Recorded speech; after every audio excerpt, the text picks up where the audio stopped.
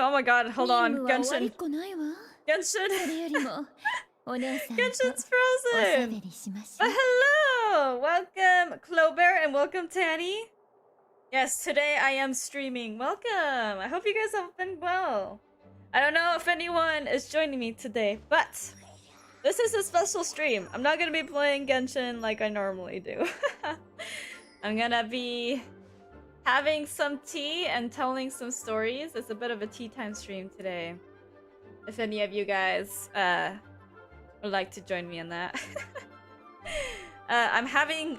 Today, I'm gonna be having some black tea because I also got myself a raspberry cheesecake cupcake to go along with my tea today. And since the cupcake, oh my god, I can't speak, is super sweet, I chose to have some black tea to kind of offset it, since black tea tends to be more bitter than other teas. Like boba tea? No, like straight up tea. I'm talking about like straight up tea here. Afternoon tea の時間よ。 Oh my god, look! Even Lisa's talking about afternoon tea! How'd she know? How'd she know? Even Lisa, yeah, Afternoon tea の時間よ。 it's nearly time for afternoon tea. Lisa, you're right. It is time for afternoon tea. We're gonna have a reading and tea party. I'm gonna take a seat over here. She's probably gonna keep talking throughout this stream, so that's gonna be an interesting experience. But no, like straight up tea. So if any of you guys want to have any like any snacks or any tea too to kind of accompany this chill kind of reading stream, you're more than welcome to, because this is what today's stream is for. But I'm gonna actually take a bite of my cupcake real quick before we get to choosing a story. I'm gonna put up a poll for every time I choose a story, or like for every time I'm thinking about what story to read, so then you guys can kind of choose and interact with today's stream, since this isn't just a stream for me, but also for you guys who might be curious in the books that you can collect in this game, or maybe not. Maybe you just want to pop in for a weird story or two, which is absolutely fine. But I might eat a bit of a snack before I start fully.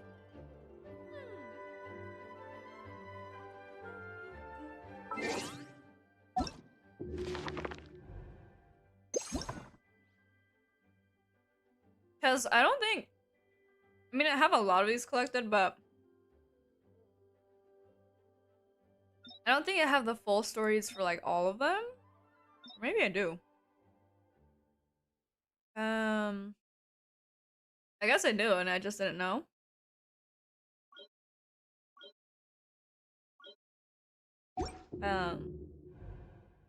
Yeah, but we're gonna be reading these books here. This is what I'm talking about, these books.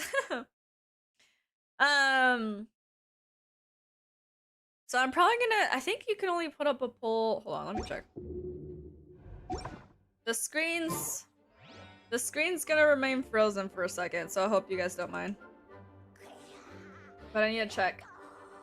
Let's see. I think I can put up a poll... Oops.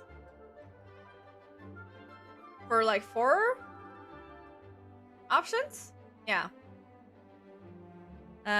So I'll put one up now. What book should we read first? Okay, and then I'm gonna pop back into the game and pull it up.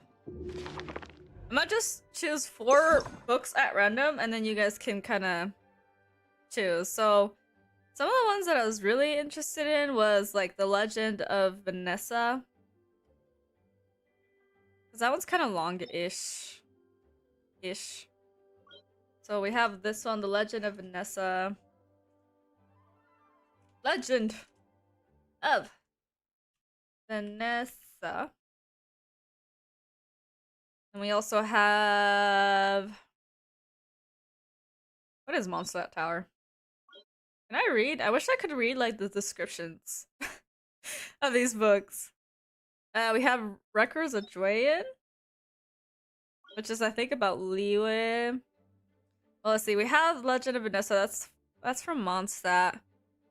That's from Liyue. Maybe another one from Liyue we could do. Moonlit Bamboo Forest. I'm just going based off the titles of these. Moonlit Bamboo Forest. And then we also have Rex Incognito. That's another one from Liyue. But do we have any from Inazuma? Oh, the Boar Princess! That's like a classic one. Okay, hold on. I know that's for Mondstadt too, but like... This book is written by one of the, like, the witches from, like... What do you call it? Oh my god, what do you call it? The Legend of the Sword? That's from Inazuma. A Legend... Wait, what's it called? A Legend of Sword. There we go. But one of the, like, the famous, like, witches of this game. Of the sword. I'm pretty sure. So I'm really, really curious about that. Oh, and Priestess... Oh, there's a lot of really cool titles! I didn't even know I had half of these. The Folio of Foliage? I think this one's from Sumeru, and I want to read... I'll put that in a poll next, but... They shouldn't be super long reads, to my knowledge. Like, they really shouldn't be super long. So... Anyways. I'm gonna put these 4 titles for now. We can always do more titles later. But, please vote for which title sounds most interesting to you guys to start off with. Because I don't really care which one I start with. I just wanna start telling some stories from this game. So I'm gonna set a timer for like 3 minutes. Hold on, let me do that real quick. But let me actually have the game in. Okay. I'll set up a timer for like 3 minutes. 1 moment. Obviously it'll be I'll be a little bit more than 3 minutes considering the setup time that I took. But I'm gonna set up a timer for 3 minutes and then I'll let you guys vote.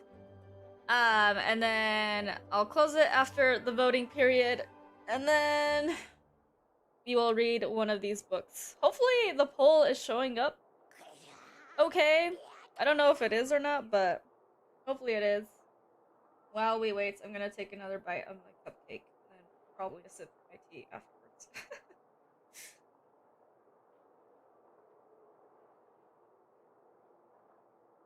Oh, you know what? I should probably sit at Lisa's desk, because that actually has like a tea set next to her. Hold on.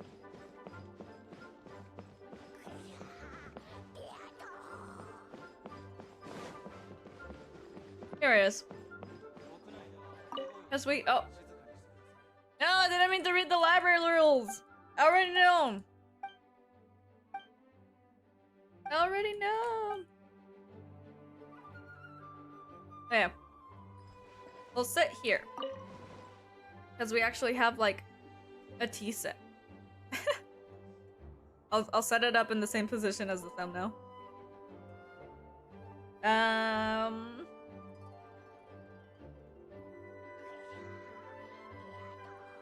But the poll should be showing up, right?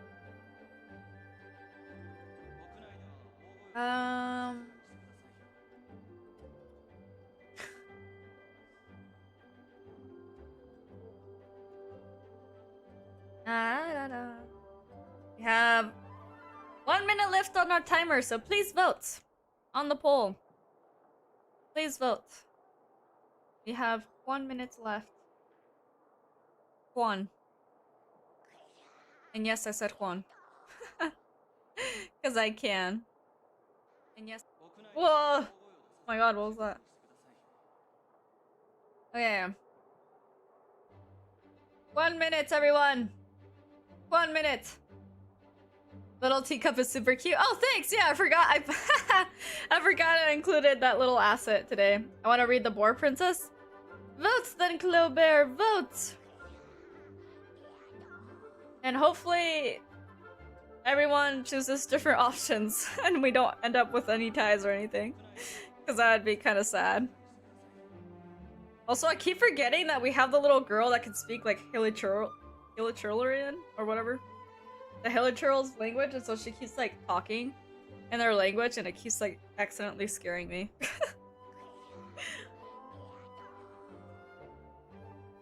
Ah! My tea's good! I made it well today.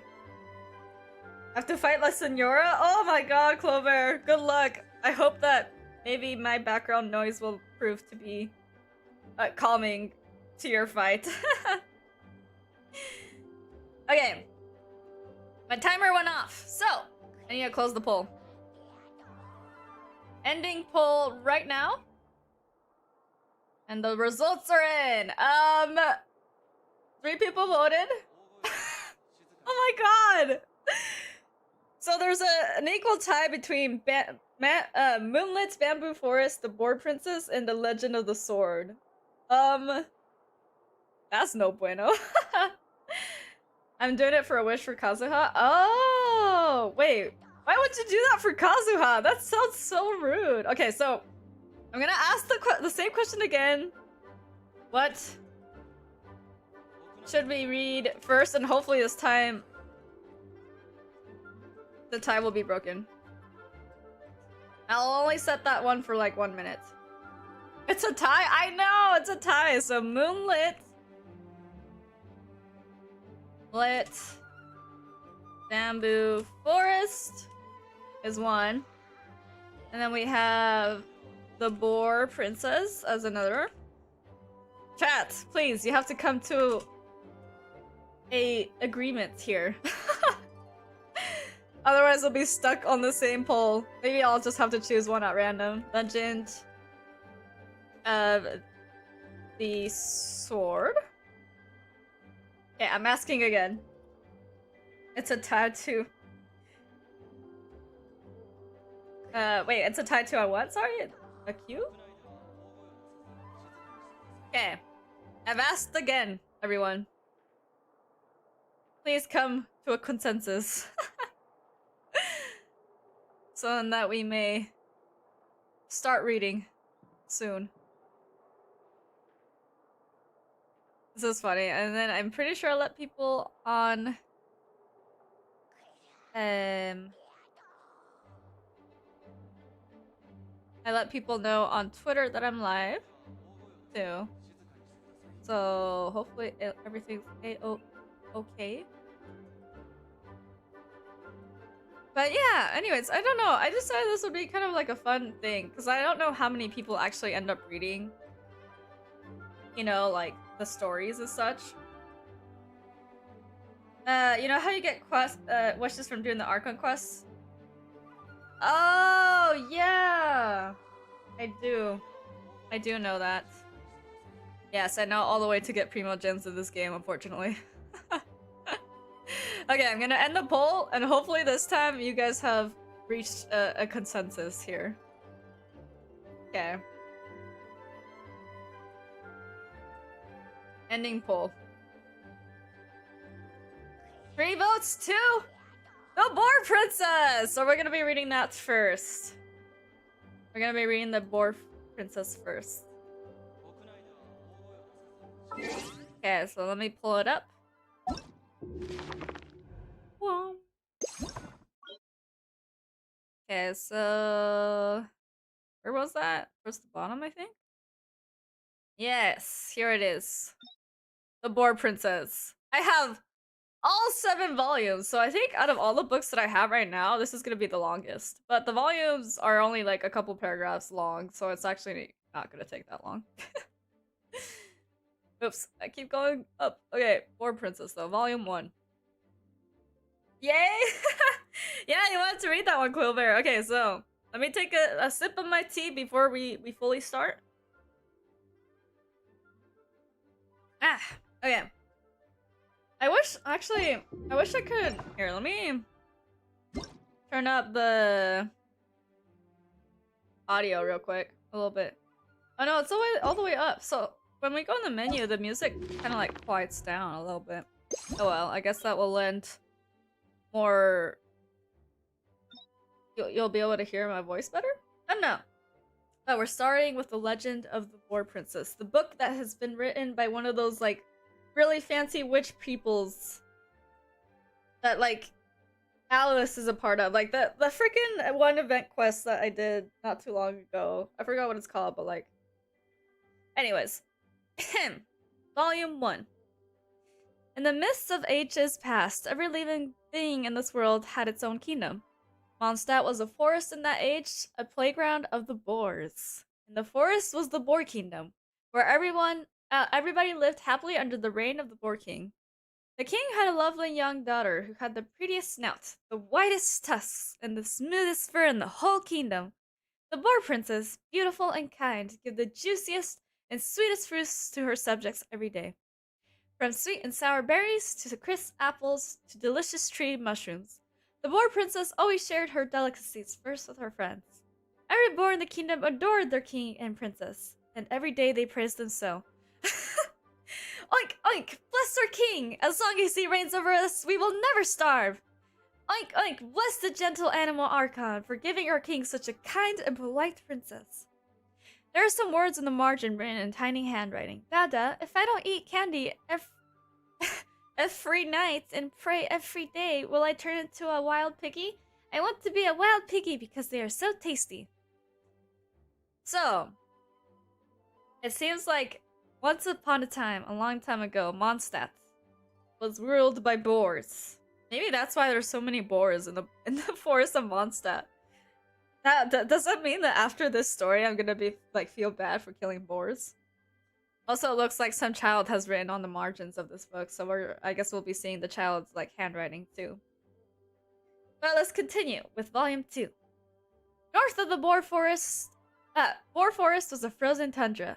The playful Barbados had not reached those lands, so they remained covered by ice and snow. Every creature who ventured there risked freezing their paws and hooves off. It's cold! Too cold! It's freezing! My claws are going to shatter! Even the bravest, strongest Boar King could not withstand the frigid tundra. Oink, oink, oink! My frozen snout is turning purple! There lived but a single lone wolf pup in that place. The childish handwriting at the bottom of the page reads, Dada, why does the little doggy have paws that don't freeze off in the cold? Oh, so the boars are venturing into a frozen tundra. Astounding. Okay, I'm gonna take a sip of my tea real quick.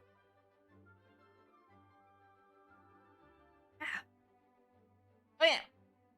Volume 3. The pup was a carefree child who had bright blue eyes and slick gray fur. When he got angry, he looked exactly like the wolf head relief atop the Mondstadt Cathedral.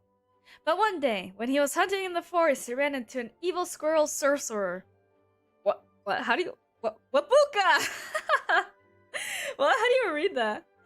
Of all the beings in the ancient world, none were more evil than Wabuka. Oh, the squirrel sorcerer is called Wabukwa? Wubakwa. Let's go with Wubakwa. Wubakwa. Oh my god, how do you even pronounce that?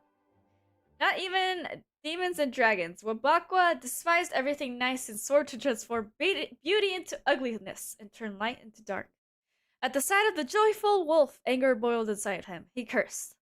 Squeak, squeak! Angry am I! I shall spike his heart with the coldest ice, and he will never again know the meaning of hope. With that, Wabukwa began to curse the pup with his magic. But the rash pup gobbled him up, just like that, without the slightest warning. Oh my god! The wolf pup legit is just like, ate the squirrel. Yes, I'm doing Arkham Quest to get wishes for Kazuha. Oh, good luck, Clobear. Sorry, I thought I read that earlier, but I don't think I did on accident. That's kind of crazy. Like, the squirrel sorcerer didn't have a chance to, like, curse the wolf pup. Because the wolf pup just ate it up.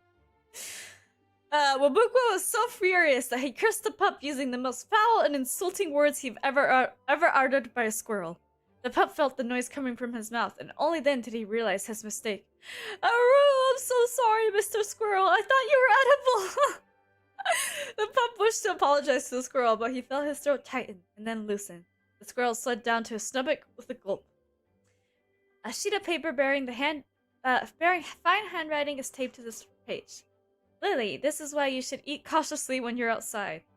Lily? Is this alluding to some character within the Genshin universe that I'm forgetting about? Who is Lily? Genshin Impact. Lily is an NPC of the city of Mondstadt? Oh, so this is like a literal child that's writing on this book. Okay. Interesting. Continuing. So this must be like either somewhat like Lily's guardian that has the fine handwriting. And then the other childish handwriting must have been Lily, who's marked up this beautiful story. How dare. Anyways, continuing with volume 4. No one knew just what chemical reaction occurred in the pup's stomach, but Wabukwa's curse magically came into effect. Because of the curse, the pup's heart was pierced and frozen by an icicle. The pup became cold and mean forever after, and whenever other animals showed kindness to him, he would repay them with the harshest of words or the most woeful of deeds. In the end, every animal loathed him. From then on, every wolf in the forest spoke of the pup in this way. Woof! What a selfish wolf he is! Such an obnoxious kid! Woof, woof! What a heartless wolf he is! Let us stay away from him! One by one, the pup lost all his friends. The forest welcomed the lonely pup no more, so he had no choice but to head north. Oh my god. The forest abandoned this pup! That's so sad! See, if I lived in this forest, I would have tried to figure out what was going on with this pup. He was a normal pup and then suddenly became an evil pup. You know? Anyways, the blizzards that blew in the northern tundra kept most creatures away, but with his heart already frozen solid, the pup was no longer afraid of the cold. He decided to settle down there and became the lone wolf that roamed the tundra. Dang. A young girl has written in the corner of this page, Dada, but where did Wabukwa go? See, dear child, unfortunately, because the pup ate Wabukwa, I'm pretty sure he has perished. Okay, continuing with volume 5. One day, the boar princess heard about the pup and was deeply saddened by his story. So she asked her people for advice on how to defrost his heart and turn him back to his former sweet self. She asked and asked, but only the wise fox and the elderly turtle knew the answer. What? Ack, ack, ack. Only sincerity and fire can melt such evil ice. Ack, ack, ack, the first fox replied. Wait, is that like a sound effect that foxes do? Or is that supposed to... Like, I would have thought it would have been like hee hee or something like that. I don't know. You know, foxes make some really high-pitched noises, so... I'm not quite sure what this sound effect is supposed to be, but continuing. Friendship demands sacrifice. No friendships come without sacrifices. I apologize for not knowing how to make funny sounds. The trustworthy Grandpa Turtle said. The clever boar princess knew right away what she had to do. She dried her tears and curtsied to the two wise animals. Oink, oink, thank you! I would like for you to come and see the pup with me, so that you can be the first to witness our friendship. When the fox and the turtle heard the boar princess was willing to invite them on a royal trip, their hearts were filled with joy. They set out with the princess and headed north. A handwritten note, seemingly from a young girl's father, is taped to the page. Turtles can't make noises, no matter how hard they try. The reason Grandpa Turtle apologizes for this is just because he is very polite. That's not true, though! Did you know that turtles can hiss? Like, they can quite literally hiss and look like angry little creatures. So that's not true, they can make noises. It's just would probably be weird if a turtle hissed instead of like a cat or something. Anyways, let's see what happens with the War Princess quest to go after and become best friends with the pup. So, Volume 6. And so the princess and her two wise companions arrived in the snow-swept hinterland of the far north. Ice and snow covered the land as far as the eye could see. Neither the biggest, bravest animals, nor even the weasel, who was the most skilled digger of them all, could find so much as a single blade of soft grass or a single piece of juicy fruit. The princess was shivering from head to tail in the freezing cold, yet she was undaunted. Without even looking back, she pressed on deeper into the frozen wasteland. The wise fox and the trustworthy turtle could not bear the piercing wind and the freezing snow. They begged of the princess, If His Majesty the King knew that you were adventuring to such a cold and dangerous place as this, he would be very worried. Let's head back home.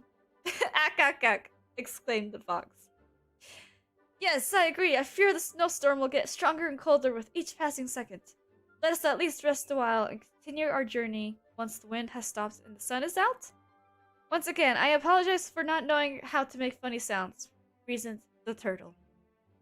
But it was to no avail. The persevering princess did not heed the advice of her wise companions, but instead that they continued to press on into the bitter cold of the far north. For what nobler cause could one pursue in this world than rescuing lost kin and rekindling lost friendships? Onwards they continued through the ice and snow until their paws and hooves were purple from the cold, until each breath they exhaled turned into ice, which became one swirling blizzard around them. Then, as the icy peak of a tall mountain next to a frozen river which, in spite of everything, still flowed, albeit with icicles rather than water, the princess met a spirit swaying to and fro in the freezing wind. An ancient race of wise spirits lived atop the ice-capped mountain. They had no physical form, but possessed great magical power. Oh, is this referencing a Sealy? I think this might be referencing a Sealy. Anyways, oink oink! Are you the master of this place? Please, oh spirit, could you guide us through the snowstorm? The princess politely posed her question as her hooves, now numb from the cold, trembled in the snow. The wise fox and the trustworthy Grandpa Turtle also looked expectantly at the spirit of the snowstorm. As they gazed, their paws and flippers, respectively, numb from the cold, trembled in the snow. Whoosh, whoosh. The spirit of the snowstorm spoke softly. Of course, but... whoosh, whoosh. In return, I will sap your energy. The further forward you go into the storm, the more tired and hungry you will become. Though I assure you, it will not be life-threatening, I hope. Whoosh, whoosh. What do you mean, I hope? That's, like, concerning. Anyways, oink oink! This is, after all, the spirit of the snowstorm, pondered the princess. And I am also in the company of the two wisest, most caring members of my family. Whatever may happen, they will always be able to find the way. Without a moment's hesitation, the princess granted the spirit of the snowstorm her request. The wise fox and the trustworthy Grandpa Turtle had no time at all to formulate, let alone articulate, any remonstration. You know, I thought this was supposed to be like a child's story, but it's using a lot of really large words. Oink, oink, I do declare this deal a fair one. Now, lead us to the wolf pup. And so the spirit turned into an ice stream and carried the persevering princess over the tall mountain. Okay, guys, we've reached the last volume of The War Princess. Before we continue, I'm gonna take a sip of my tea, and we'll continue this story and see what happens on the bored princess's quest to befriend the wolf pup, who's been frozen over by a sorcerer squirrel's magic.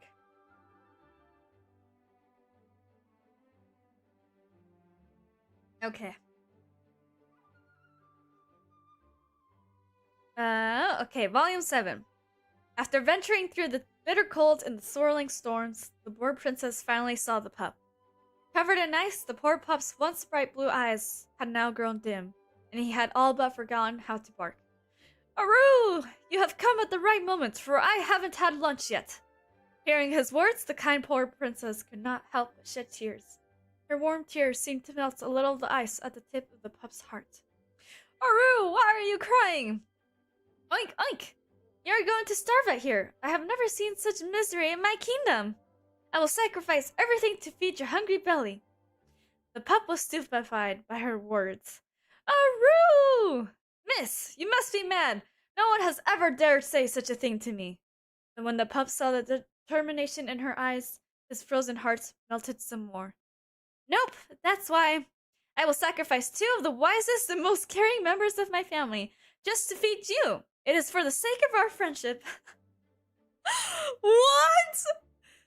Wait, hold up. I thought she was gonna sacrifice herself, not her friends.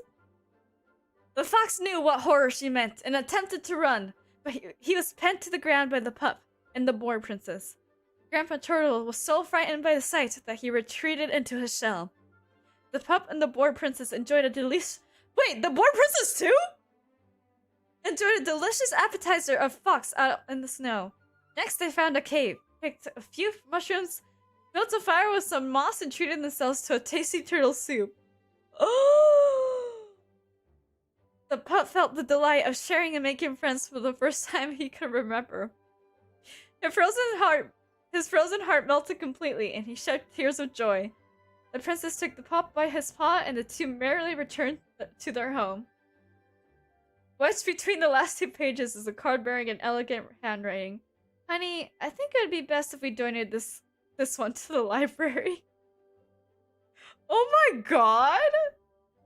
This was like such a strange but like weird story, and then in the end, the boar princess sacrificed the 2 friends who she kept like getting advice from to the wolf pup in order to become besties. That's actually kind of crazy. What did you guys think of that story? That was kind of crazy. What the heck? That was insane. I didn't think she would actually sacrifice like her 2 friends. Oh my god.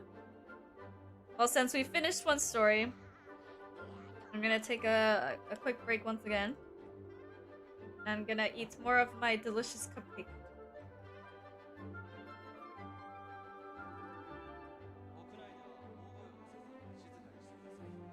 And I guess while we wait, I'll put up the next poll. Okay. That was kind of crazy. Okay. So, what book should we read next? And then, so we still have Moonlit Bamboo Forest. We have a Legend of the Sword. And then we have the Legend of Vanessa. Wait, Vanessa? And then... Oh, not quests. Archive. And then books. I want to look at these purple books because these are, I wanted to add the Folio of Foliage to the poll this time since we've read the Boar Princess. The Folio of Foliage. Wait, Foliage.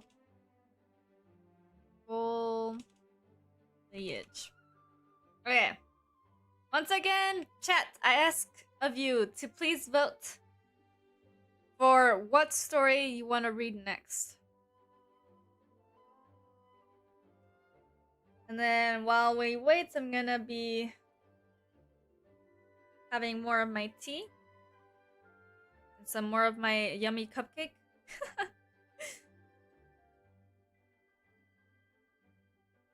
Oh yeah, I need to set a timer for 3 minutes before I forget.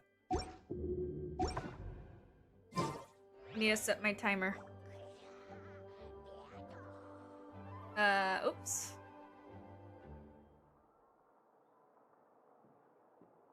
Okay, going to my timer and start. 3 minutes! I should actually like have a little text prompt. That says voting ends in 3 minutes. Okay. Voting. Or no, more like poll ends in 3 minutes. Let's check. Let's change the text color to like a light blue, maybe. No. Purple-ish. No. A lightish green. Okay. Guys, it's the same color. Oh! Where did the text go? There it is. Oh my god. It literally disappeared. Well, now the poll ends in like 2 minutes. And the time that it took me to write this, but... Poll ends in 3 minutes. Please vote! So then we know what story to read next. And take a sip of your teas if you already have voted. Tea or coffee or soda or juice, whatever it is that you may have had, or hot chocolate. I just personally have tea by me right now. And a cupcake.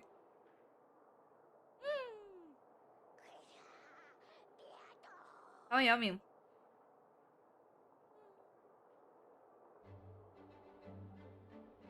Oh yeah. Poll ends in 1 minute from now. Even though it says 3 minutes on the screen. We have 1 minute left. I wonder what story we'll read next. Yeah, that Boar Princess story took a freaking twist, though. That is not what I expected from that story. I seriously thought it was just like a children's tale. And then boom. 2 characters were dead.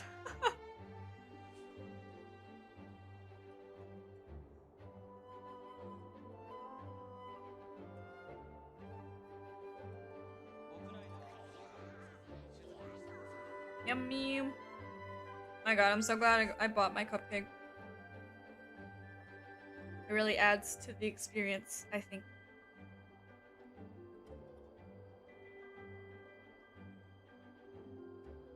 Ah. You know, it's weird that it's nighttime. Oh, I guess it's almost morning. Because I was like, it's tea time. It shouldn't be nighttime outside. There we go. Sun's up. Okay. Poll has ended. So I'm gonna close it now. Ending poll. I'm also gonna take off this text for now. Actually, I should put this up here, right? Okay, and then I'm gonna hide that and then I'll pop it up again. So, next we have the next story we're reading is The Legend of Vanessa. Okay. I'm glad this time it's not it wasn't a tie. Because last time we had a 3-way tie between the Moonlit Forest, the Boar Princess, and like the Lone Sword or something. But now we have The Legend of Vanessa, which only has 2 volumes, so this one's not going to be as long as the last one.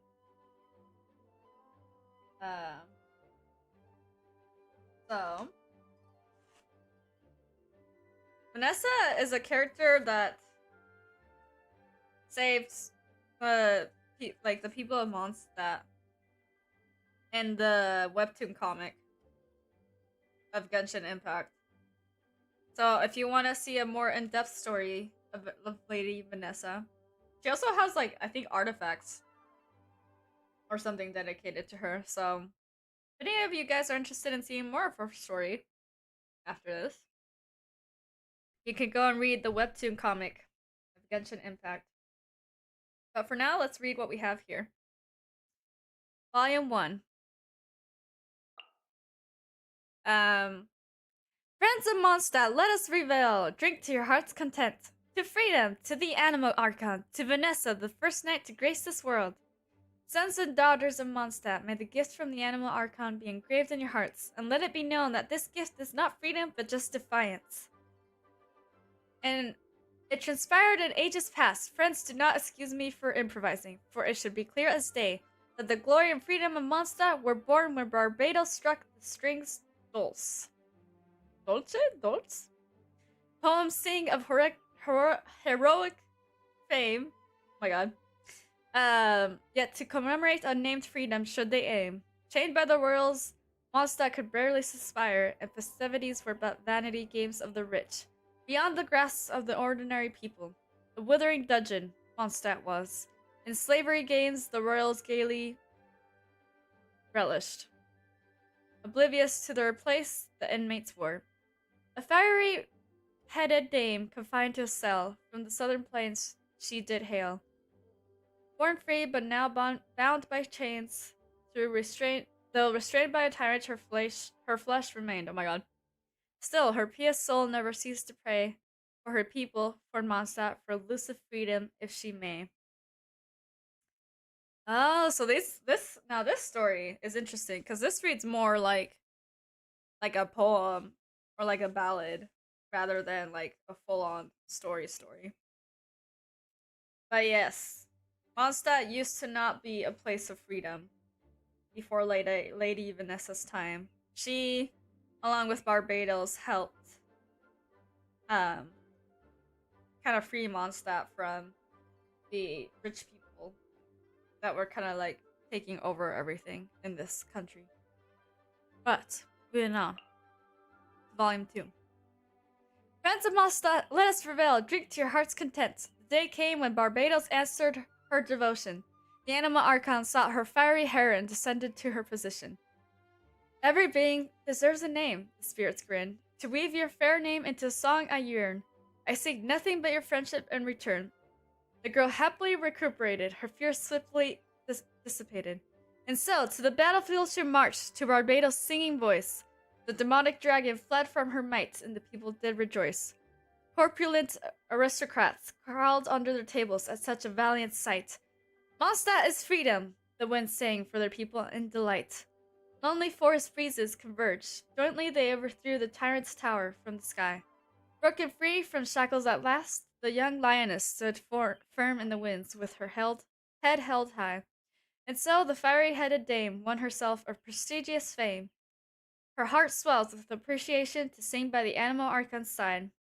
But no words of gratitude should she utter, Barbados replied. You first conducted what now transpires in your song. You have entrusted me with your friendship and your name. To praise your freedom, my songs came. The end. Well, that's it, folks. There's the legend of Vanessa. Did you guys know that Storm Terror is actually where old Mondstadt used to be? Like the main capital of Mondstadt used to be? That is where that place is.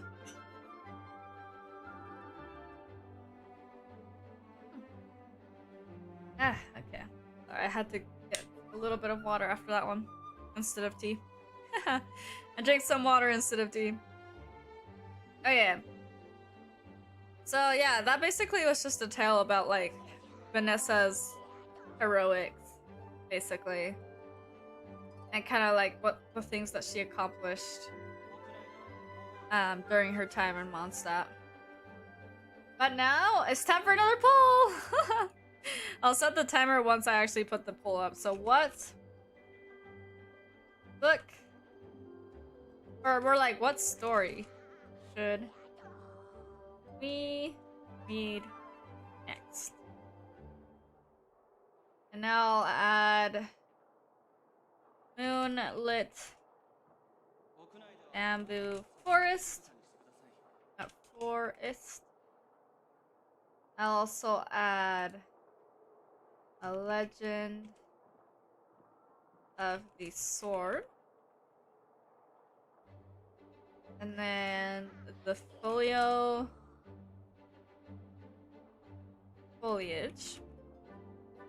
Now we need to choose one more story to add to the poll. Let's see. What do I have here? From the 4-star books. Scroll of Streaming Sun, The Tale of Shure and Shiren.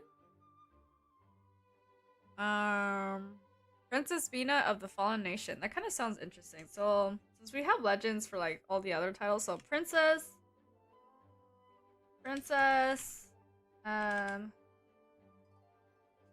Mina from a fallen nation. And then I'll add that to the poll. And I'm gonna ask you guys what story we should read, and I will also turn this on. Go back to the screen, and then set my timer for 3 minutes. So vote! Vote to your heart's content for our next story. Whichever one you guys may want. And then I will partake in more delicious tea and cupcake. Maybe this was just an excuse for me to eat delicious stuff on stream, who knows?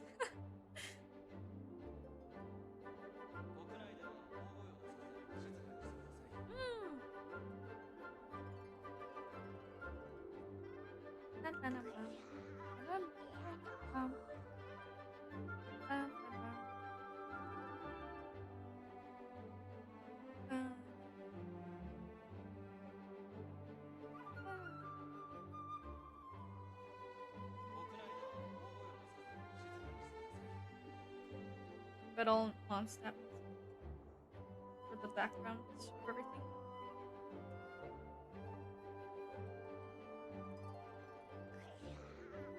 Okay. Now we have 2 minutes until the poll closes. Please vote so then I may know what story to read next. If you have already voted, then please relax with your choice of beverage and snack, if you have any.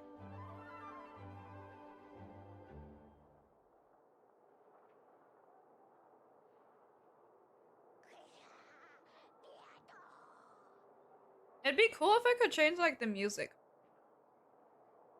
in the library, but I can't. Maybe if my teapot was set up properly, we could have played music there, but... Guys, to tell the truth, I haven't touched my teapot since, like, the teapot update first came out, like, a long time ago. So, like, I've barely done stuff with that. But now I think I should put more efforts into it, so the next time I do a stream like this, I have more of a proper setting to do things. And then I can play music to kind of match the mood for things.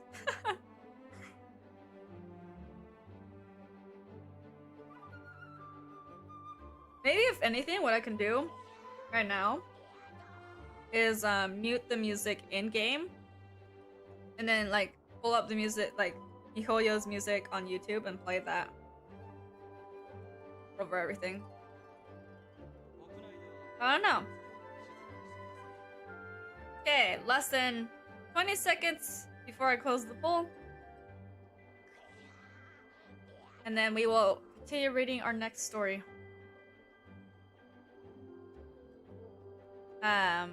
Any of the 4 options that I've put up in the poll. Oh, and there we go. Timer's gone off.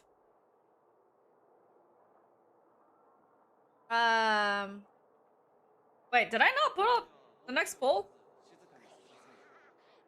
Wait, I thought I put up the next poll. What? Oh no, I did. I'm just stupid. Okay, there we go. Okay, I've closed the poll.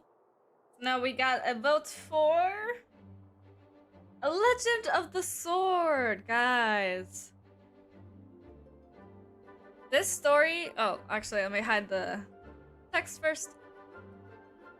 This story was written by Albedo. No, wait.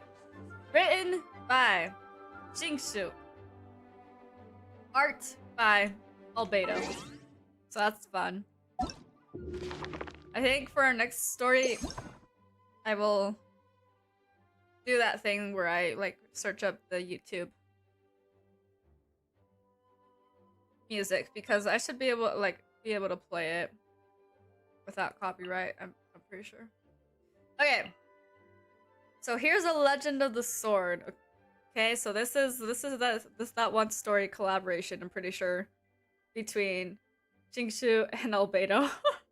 That was like super famous overseas and like Inazuma and everything.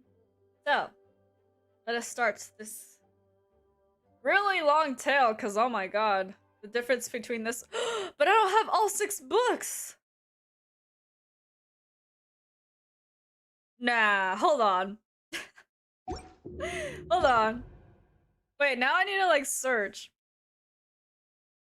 Now I need to like search. Hold on. Where do I get the 6th book? We can't just start a story and not finish it? I thought I had that one completed. Where do you find the 6th volume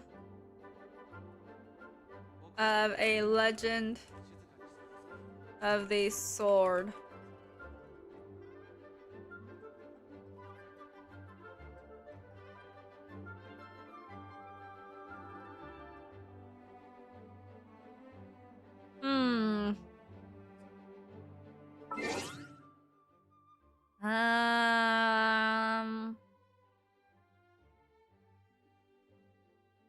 I'm looking for quests, and then after quests, I'm going for story quests. How have I not done? He doesn't even have a story quest.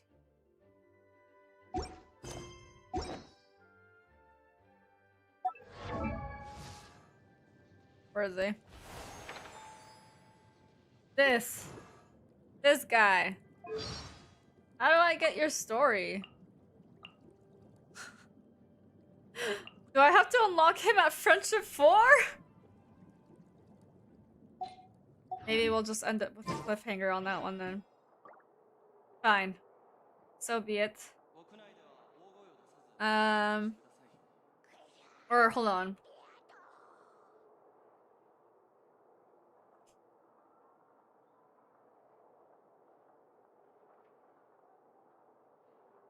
How do I even start this quest? Because apparently I have to do the Bookworm Swordsman quest.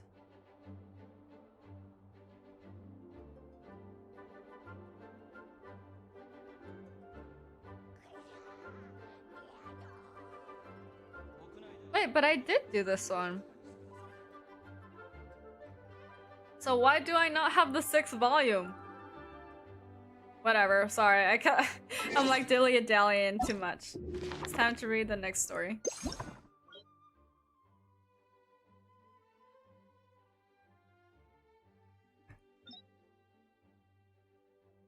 That's so strange though. I thought I had it. Well, let's read what we have. Because I'm curious to start the story. So, even if Emperor Shur's ambitions are realized, how will anybody benefit from it? Secretary of Defense Barong stared out the window into space as the galaxies and stars shone gently upon her face. Their pale white glow, flowing softly and slowly down each strand of her hair. Ooh, the writing has been upped in this one. It's not like childlike or poem-like. She couldn't help but think back to the first time she looked out at this ocean of stars through this very window, and it seems like it's sci-fi. I think that's really interesting, considering that the time period Genshin sit in is not sci-fi. But she couldn't help but think back to the first time she looked out at the ocean of stars through this very window. But she no longer remembered the sense of awe she felt back then. Even her homeland, now hundreds of light years away, had long since become faded and distorted in her memories, whenever they resurfaced in her dreams.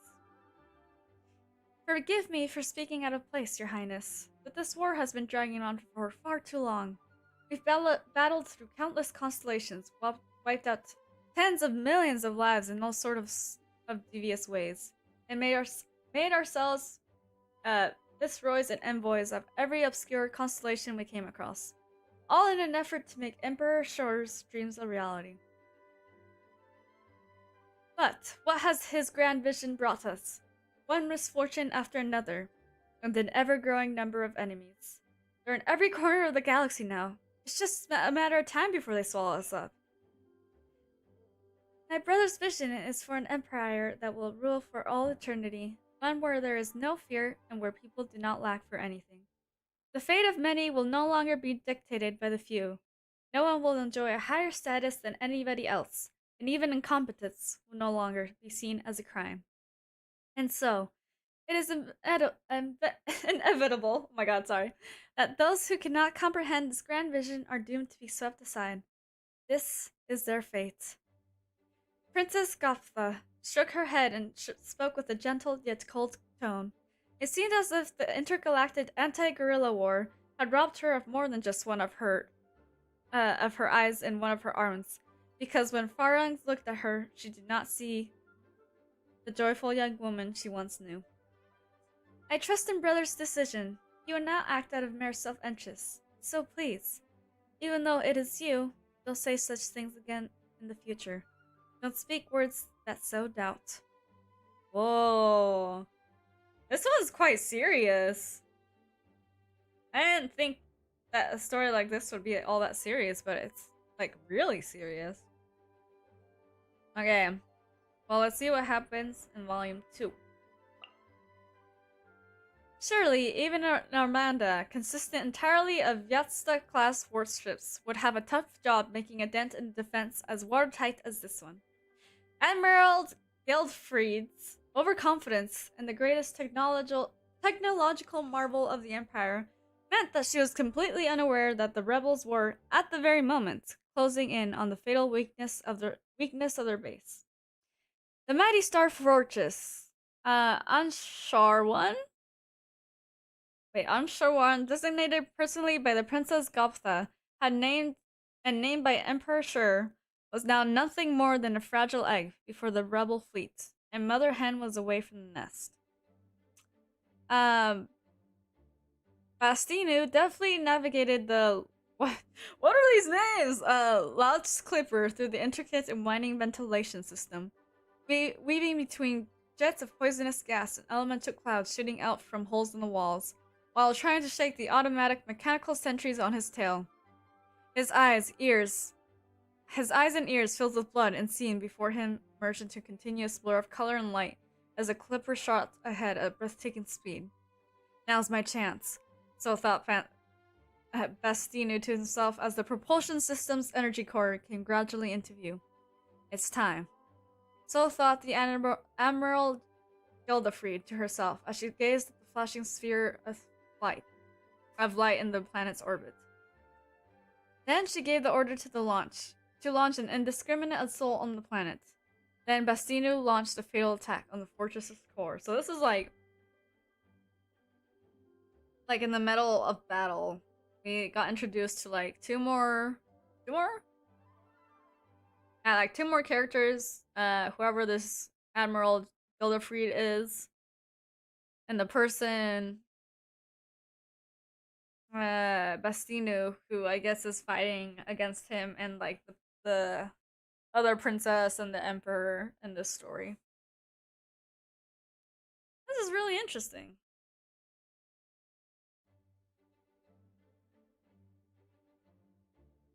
Interesting. Okay, I'm gonna have another bite of my cupcake because I can.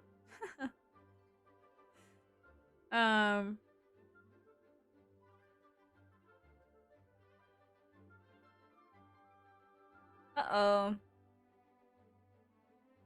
Stream's being weird. Oh no.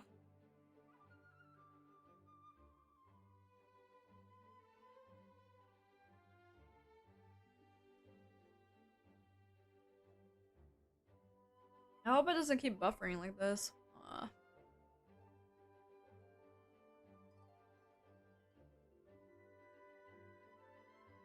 Hold on a minute, everyone.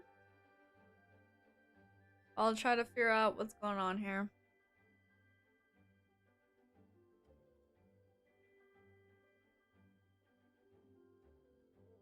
Maybe if I switch the...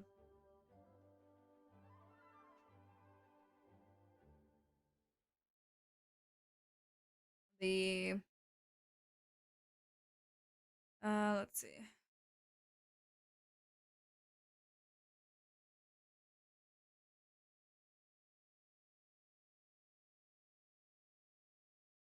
If I switch...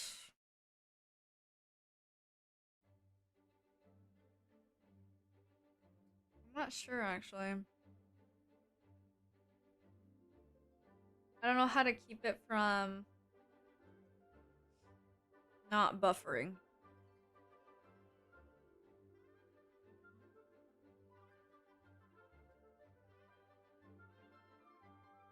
Let me see.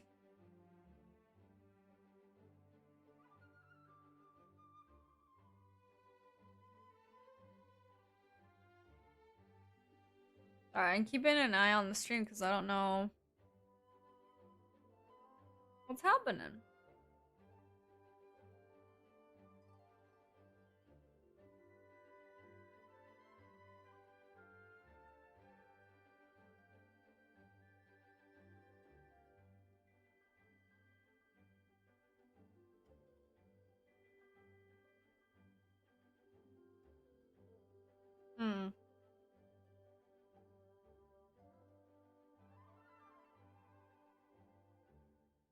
That's so weird. I don't know why it's doing this.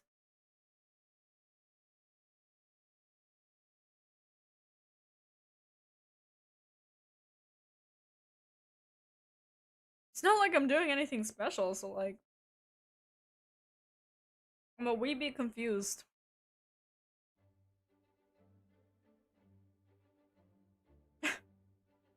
Okay, maybe it's back to normal now? Yeah, it seems like whatever hiccup I had is been fixed. So we'll continue reading the story now, and hopefully we don't get any more like buffering or anything like that.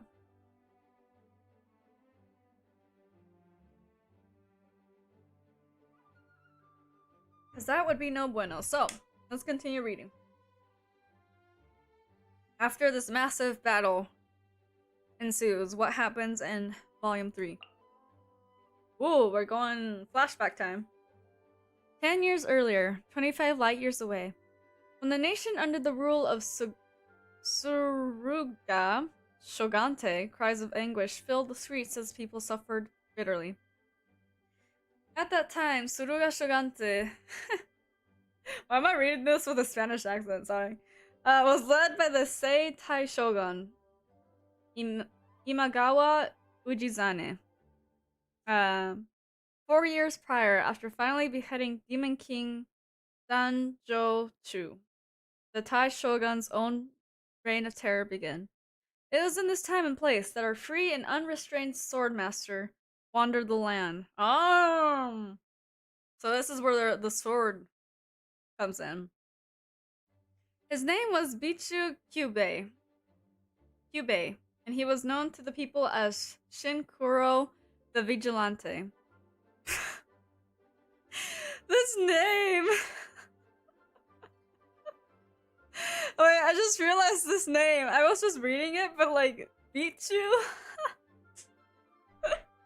That's funny. Bichu Kyubei was not a ronin as such. It is said that he was once the most trusted strategist for His Excellency the Tai Shogun, until one day he was framed by a rival. Oh no. Framed! Given the shogun's paranoid nature, this left him with no choice but to flee the Shogante and escaped into the wilderness. Today, Shinkuro was standing on a mountainside gazing into the distance. But what was the object of his gaze? Was it the vast expanse of open fields?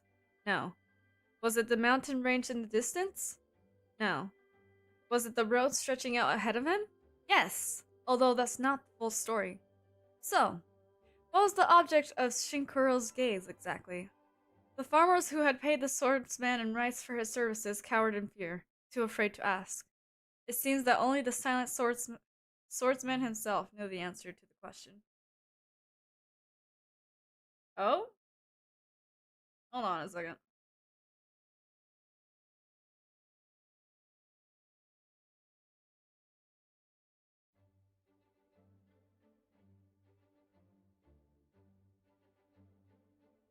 Hold on a second.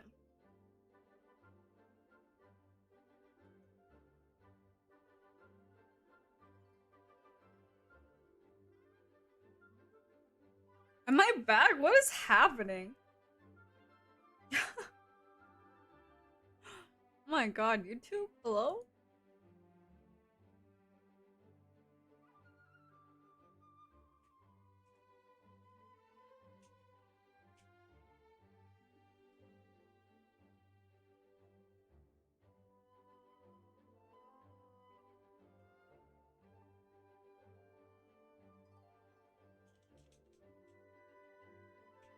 Hold on, I'm trying to see if something's going on here.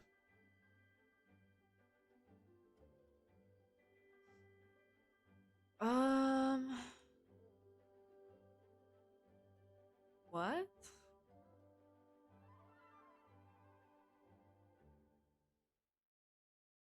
think we should be okay now. What? Okay. Sorry, I don't know what's up with YouTube today.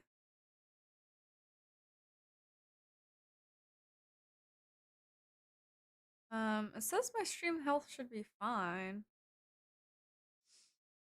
I'm a tad bit confused though. Like just a tad bit.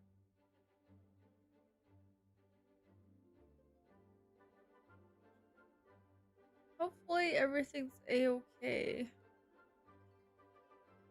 Okay, sorry, we'll continue now. Okay. So this guy, 10 years ago, was like, we're going places. And now, we're back in the present? Actually, no, it seems like we're still following that sword guy. The fall is here. The season of harvest is almost upon us. The one speaking was Saito Onisa. Ninjas are dangerous individuals, experts in self-preservation and in avoiding danger. In times of war and upheaval, they work as mercenaries for the daimyo. They are born in war, and they draw their strength from the powerful masters they work for. Such is the path of the ninja. But it is also the path of the ninja to become displaced and disillusioned at the end of the war, or to meet their ruin as soon as they lose their powerful backing. So when Imagawa Taishogun finally united the country, the ninjas became like hunting dogs that had outlived their purpose. Most were either executed or drafted into the shogun's army, but some got away, disappeared into the wilderness, and turned to a life of banditry. Sorry. That is precisely Saito Onisa's story. There's no rush. Let's wait for the villagers to finish harvesting the grain for us. The person speaking this time was one called Yonemata Tatsuke. Tatsuke or Tasuke? I think it's Tatsuke.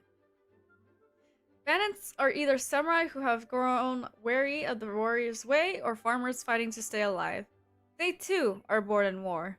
They draw their strength from cunning, and this emboldens them to run amok across the land. But when the war ends and peace is restored, the source of their power evaporates. Like mayflies, they disappear as quickly as they came. You know what? Mayflies reminds me of this like one story that I used as like an audition material of sorts. Anyways. Yonemata Tatsuke was born in an ordinary farming family, only turning to banditry in his 40s.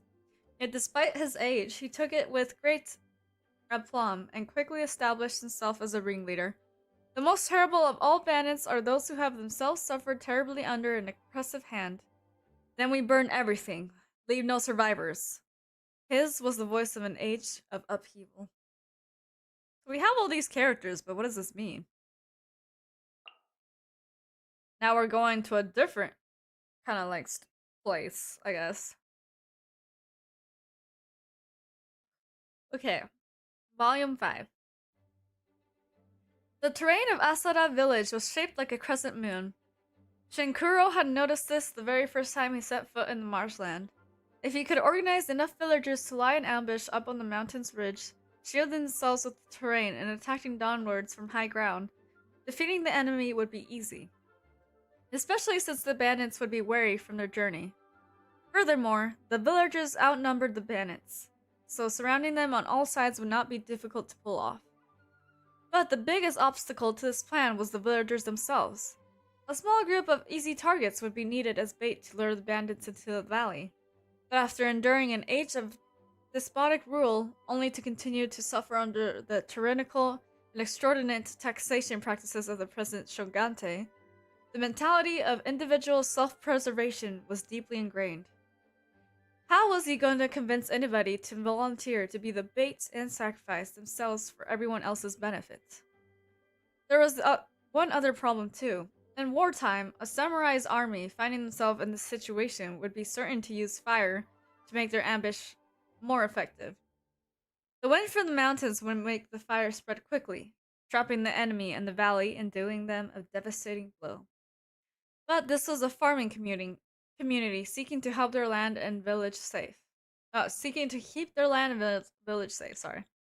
There was nothing he could say to convince them that setting their houses and grain reserves on fire was anything close to a good idea. This was completely understandable, of course, but the fact was that an even worse fate would await them should they fail to take the bandits down. Shinkuro silently sat down and continued to ponder the conundrum. And then we only get to see a snippet of Volume 6. In instance, the great battle in space is no different from the armed conflict between Cumberers which took place 10 years ago on the barren planet. Soon the name of that man shall be known across the galaxy, matching that of the Emperor. Oh, so not Saito Nisas, but let's see, the Bastinu. Is that the name that person is talking about in the end? I don't know, but it was pretty interesting. Now this time, depending on the book, I want to see if I can find music that kind of matches things more properly.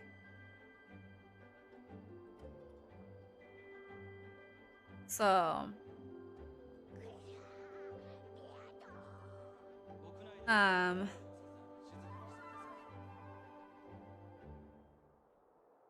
sorry, I'm trying to check something.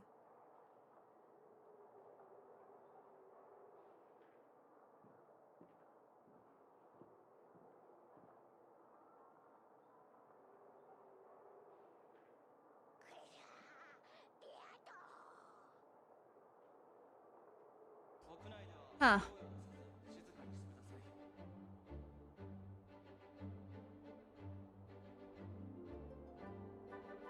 I don't know why YouTube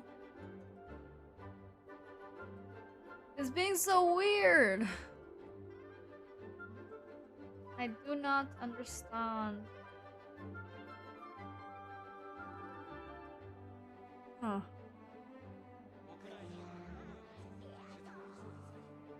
Okay, well, just gonna take another bite from my cup. I have no worries in this world.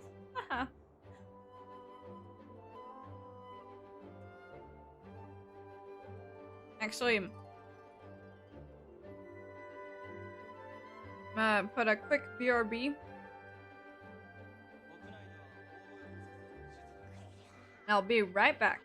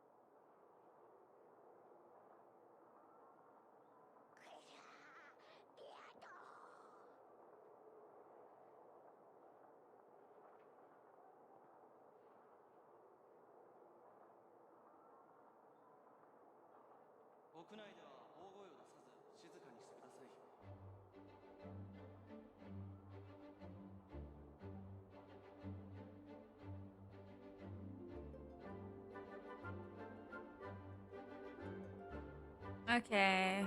Oh. Okay, I'm back.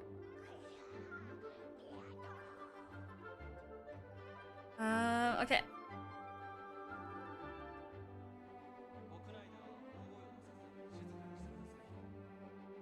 Yeah, I was just making sure things... I don't know, from my end it seems like it's not working, but it should be working. Hold on, I'm gonna pull up one more thing. Because I am... I'm puzzled, actually. Very confused.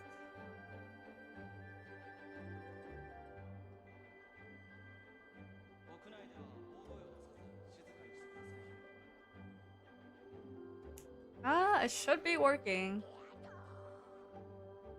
That's a little bit weird. Okay, well, if your stream is lagging for any reason, just refresh and it should be fine afterwards.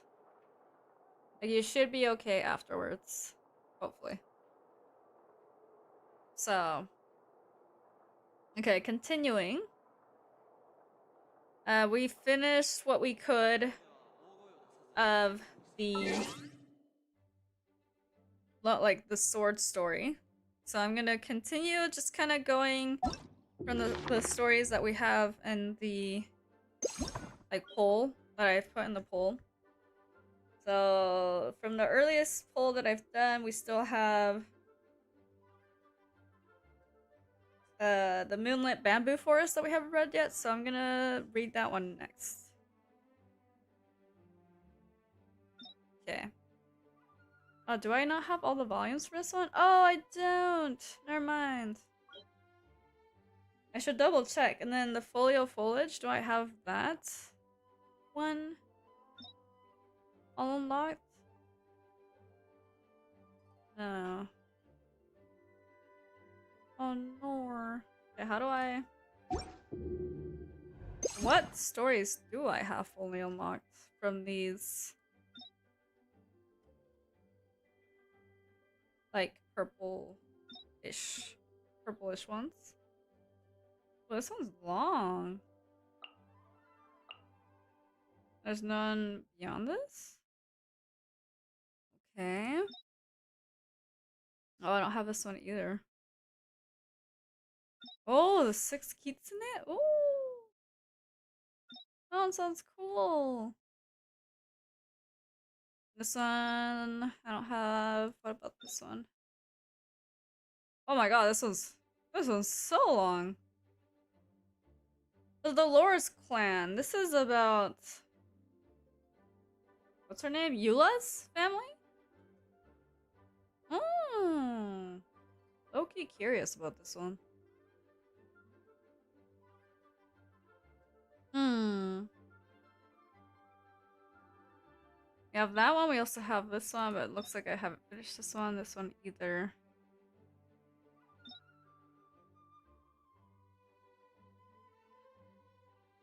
This one's also long.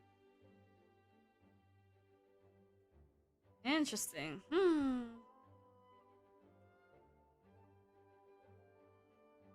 Let's read a shorter story for our next one before we dive into any longer ones. Oh, this one looks like it's a play.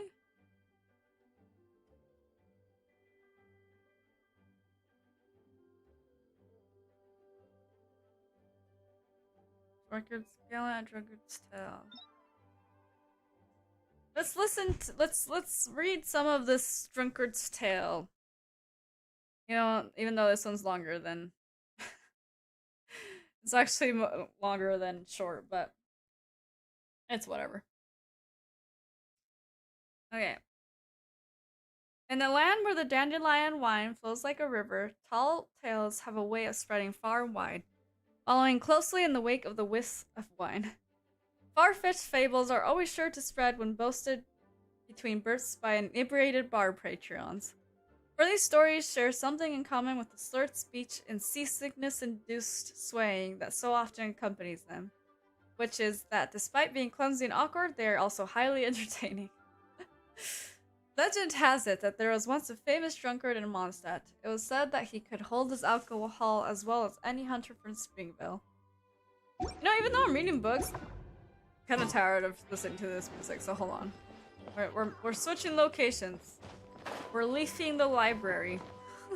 Because I want to get, like, some nicer music for A Drunkard's Tale. So let's go to the bar in Mondstadt to kind of get that vibe for the story of A Drunkard's Tale. So let's do that real quick. So we have the right vibe going here. So we have the nice vibes. We're gonna sit in Felix's bar. Right on the bar stool. Hello, Charles. You're here for some good vibes. Okay, now we can read the Drunkard's Tale. Okay. Where'd it go? Okay.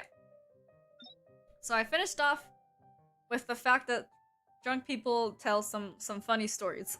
So, legend has it that there was once a famous drunkard in Mondstadt. It was said that he could hold his alcohol as well as any hunter from Springvale in the off-season.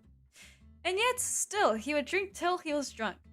Every time that he drank, he would not but so much as an inch back from the bar at the tavern, until not a single mora was left in his coin pouch, and not a single drop of wine remained in his glass. One night, this drunkard was doing his best to stumble home after a particularly satisfying session of especially heavy drinking. A combination of his spinning head, blurred vision, and zigzagging strides served to navigate him towards a forest populated by wolves. Today, of course, Wolvendom is presided over by the Great Wolf King of the North, and the ominous atmosphere that emanates from inside the forest is sufficient to deter most sober-headed visitors from approaching the area. According to the elderly hunters, the Wolf King gathered the spirits of the wolves there to prevent outsiders from trespassing into territory where they are not welcome. But this was an age long before the Wolf King, and the North Wind had descended upon the forest, bringing order and peace to the wolven race. At the time, the forest was a perilous place where wild wolves fought for survival. A fierce blood feud between wolves played out deep inside the dense foliage, concealed from view and unbeknownst to any human. Last of all to the drunkard, who had by this point managed to transport his drunken self quite some distance into the forest. He stumbled forward in the darkness with that dogged determination that only drunkards possess, deterred neither by the tree roots that would trip him up every few steps, nor by the stray branches that would slyly slap him in the face from time to time. I like the writing on this one, it's pretty fun. Before long, a pair of green eyes began darting through the forest, their gaze fixed on him, tracking his every move. Those eyes belonged to a lone wolf, who silently pursued the drunkard from behind, all the while musing to itself. This is the most peculiar sight I have ever seen in all my life. No one had dared set foot in the wolves' forest in hundreds of years, be they a knight clad top to toe in shining steel armor, or a desperate fugitive dressed in rags. Even the callous nobles refused to exile their slaves here, for fear of inciting the wrath of the wild wolves and bringing unwanted trouble to their own territory. And yet this odd fellow dares to stroll in here all by himself. How very strange indeed! The lone wolf pondered the strange phenomenon as it followed the drunkard, intruder through the forest, doing its best to ignore the stench of alcohol that was wafting its way. And that must be quite a stench for it to be like smelled all the way from wherever the wolf is standing, you know? Okay. Let's continue this silly story in volume 2. It is a well-known fact that wolves have a far keener sense of smell than humans. Another way of putting this is that their noses are much more sensitive. Little wonder, then, that the stench of alcohol emanated from the wolves' now historically intoxicated prey was quite stifling, and caused tears to well up in its eyes. Oh my god, the wolf is even crying from the stench. Oh my god. Oh, the wolf thought to itself. Having been born in the wilderness and grown up in the forest, the wolf had never had any contact with human civilization before this night, and though it had once caught the faint scent of wine wafting across Cider Lake, it did not know the scent's origin, less still understand the significance of that substance to humankind. Perhaps this peculiar fellow is a relative of the skunk, for it seems that he discovered my princes some time ago, and now means to poison me in an effort to secure his escape. The wolf pondered this possibility as it braced itself against the onslaught of alcoholic fumes, picked up its pace, and discreetly maneuvered its way into the drunkard's shadow, the perfect vantage point from which to inspect its prey. The wolf is a creature of caution and calculation. The drunkard, meanwhile, is a different sort of creature entirely.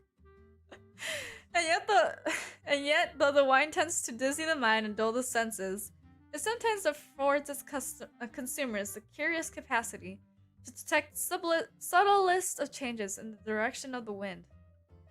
Perhaps this could explain how a bumbling drunkard, fumbling through the forest, was suddenly able to discover the presence of a wolf that had been stealthily following him the entire time. Or perhaps the alcoholic fumes given off by the drunkard were sufficiently potent to diminish the wolf's mental acuity to the point that the wolf became less mindful of the terrain beneath its paws, the resulting sound of snapping twigs thus alerting the prey to the predator's presence. My god. Oh, this is fun. Hold on, I need a drink of water.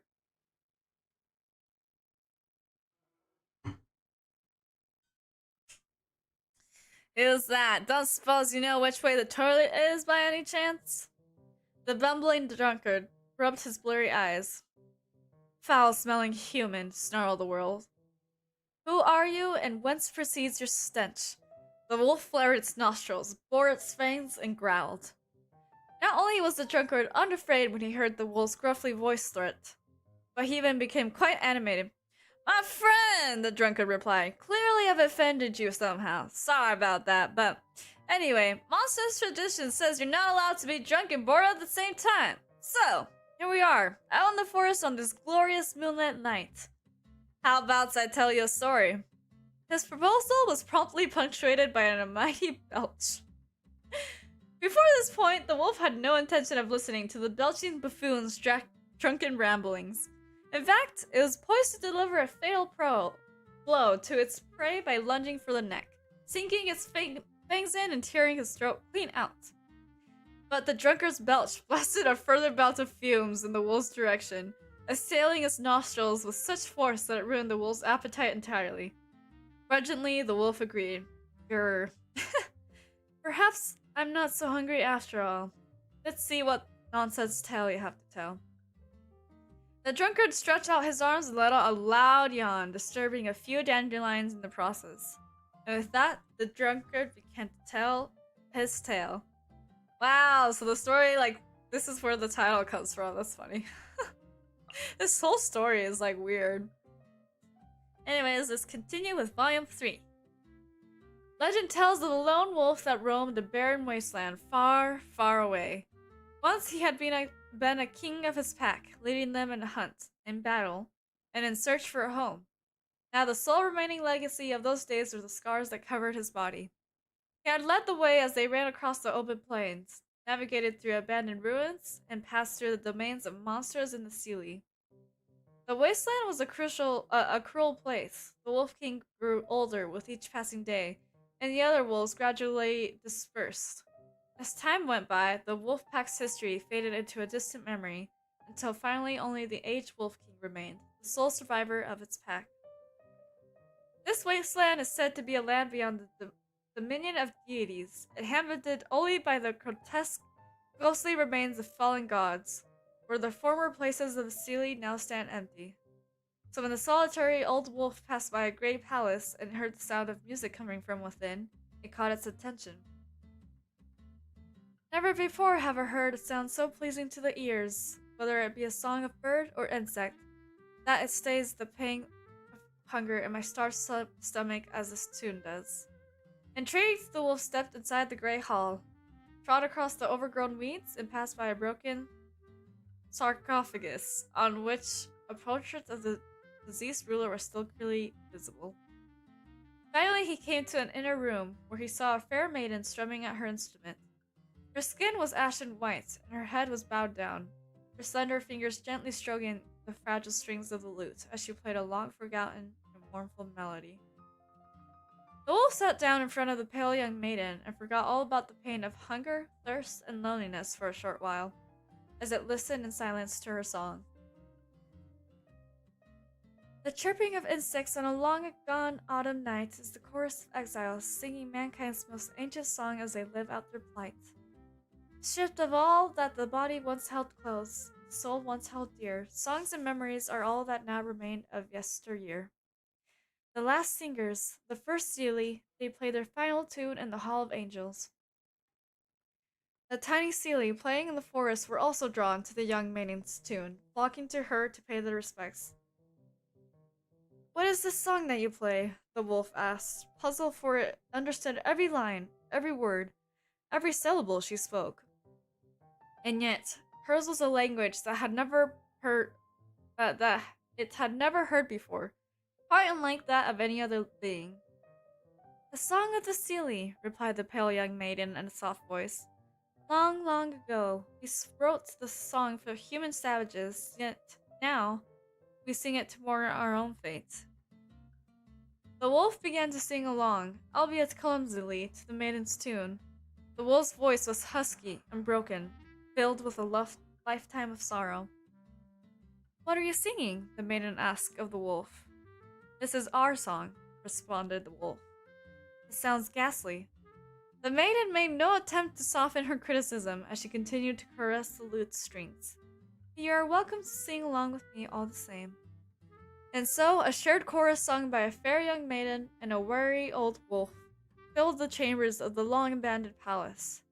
It is said that to this day, adventurers who pass by this place still hear a strange yet harmonious melody sounding from within. And then, historians here, the wolf licked its lips somewhat ruefully and then said, "I suppose I shall tell you a story now." And with that, the wolf cleared its throat and began to tell its tale. Whoa! Hold on, I need a drink of water before I continue.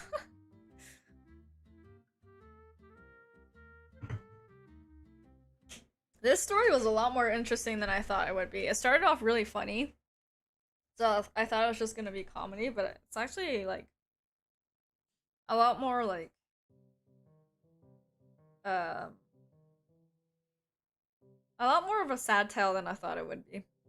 So let's see what sort of story this wolf is gonna tell us. Legend has it that the first wine of Mondstadt was brewed in the age when the north wind howled. In the age when the kings of ice and frost fought for dominion, Mondstadt's forebears brewed rudimentary wine from wild fruits, even as they shivered in the biting cold. They did so to ease the pain of their frostbitten fingers, and to give them the courage to face the harsh and unforgiving ice. For at that time, the land of Mondstadt was engulfed by ice and snow, and the dandelions had not yet reared their heads. It is said that the first person in Mondstadt to discover the craft of wine brewing was a grossly negligent guard. In a tribe beset by blizzards on all sides, it was the unenviable job of the hardy hunter-gatherers to stock the storage pits with food, and it was the guard's task to guard against the intruders. The sight of a human intruder was a rare one indeed in that harsh environment, but there were other creatures who could better withstand the cold, and they would burrow underground to reach the food stocks. The rules of the tribe were that one person should inspect the storage pits at all times, filling in any mouse holes discovered, or better still, catching them red-handed in an act of pilfering, to keep the tribe's food supplies at plentiful levels. At that time, the damp, dark caves needed constant care and attention to prevent the food they held from going bad and rotting. On top of this, the mischievous little creatures that hid away out of sight would sometimes play pranks on the guards. One day, a wily wind spirit noticed that the grossly negligent guard was once again being grossly negligent. Wow, astounding. So, the spirit took the form of a fox and crept into a pile of wind apples. There, it caused yeast to grow, ripening the apples and causing them to ferment. The grossly negligent guard was ravenous when he returned, and elected to partake of one of the apples.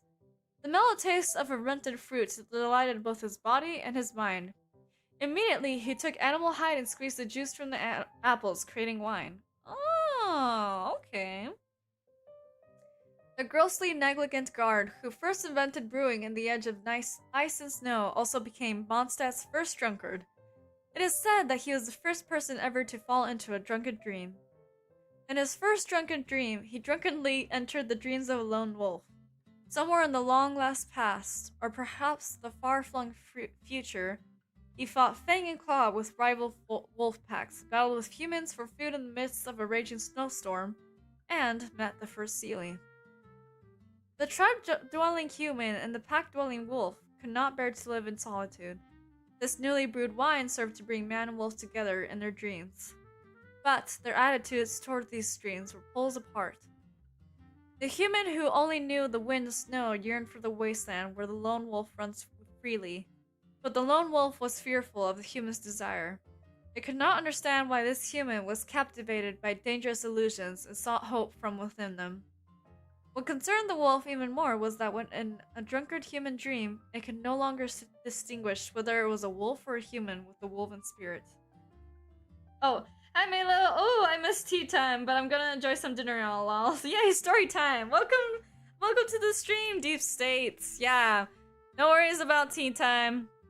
Even if you're having dinner or lunch or whatever, that's fine too. Just as long as you guys have a nice time while I'm reading a story.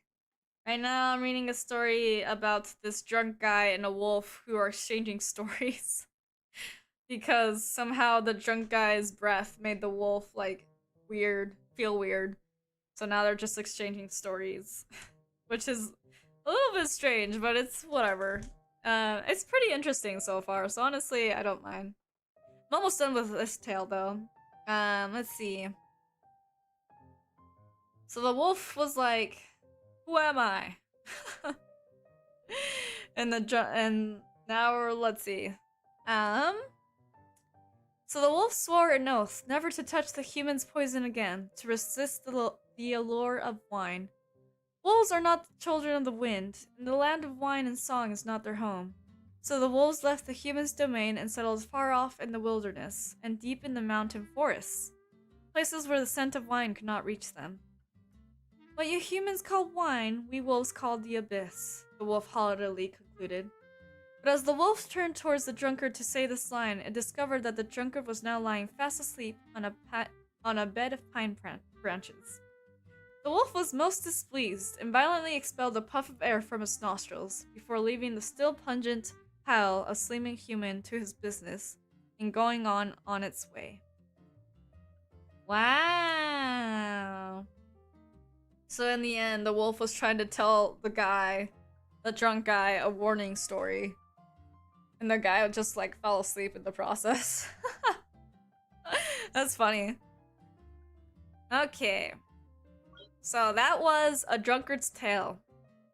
Pretty good, honestly. I actually enjoyed that one a lot.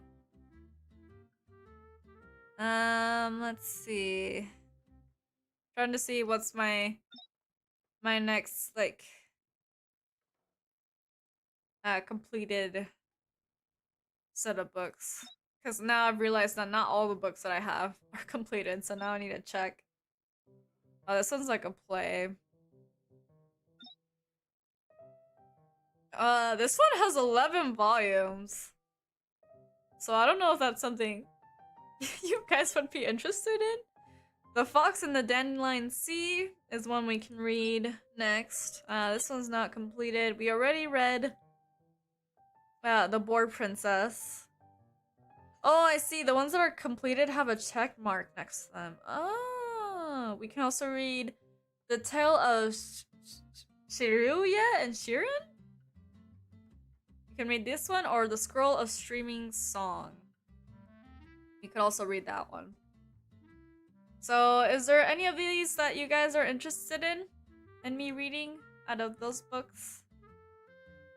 Now that we finished The Drunkard's Tale, I will move from my seat here. Also, I chose Lisa because she's a librarian, so that's why I have her as the character I'm playing as. I didn't mean to talk with Six-Fingered Jose. Sorry, Six-Fingered Jose. I must leave.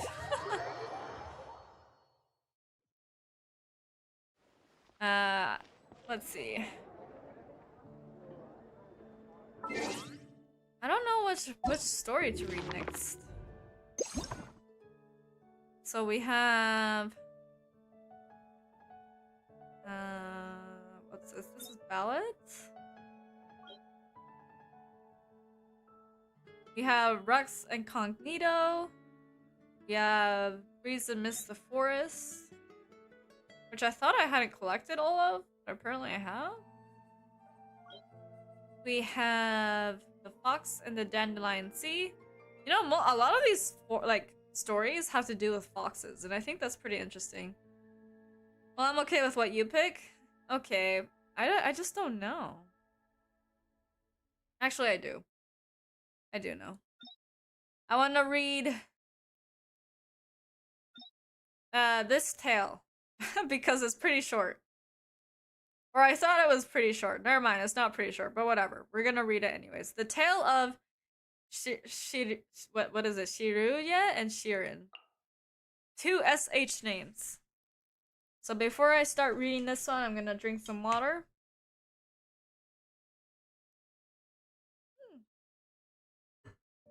Oh, I think this is the book I picked up in the when I went to the desert. So let's go and go to the location that befits this story.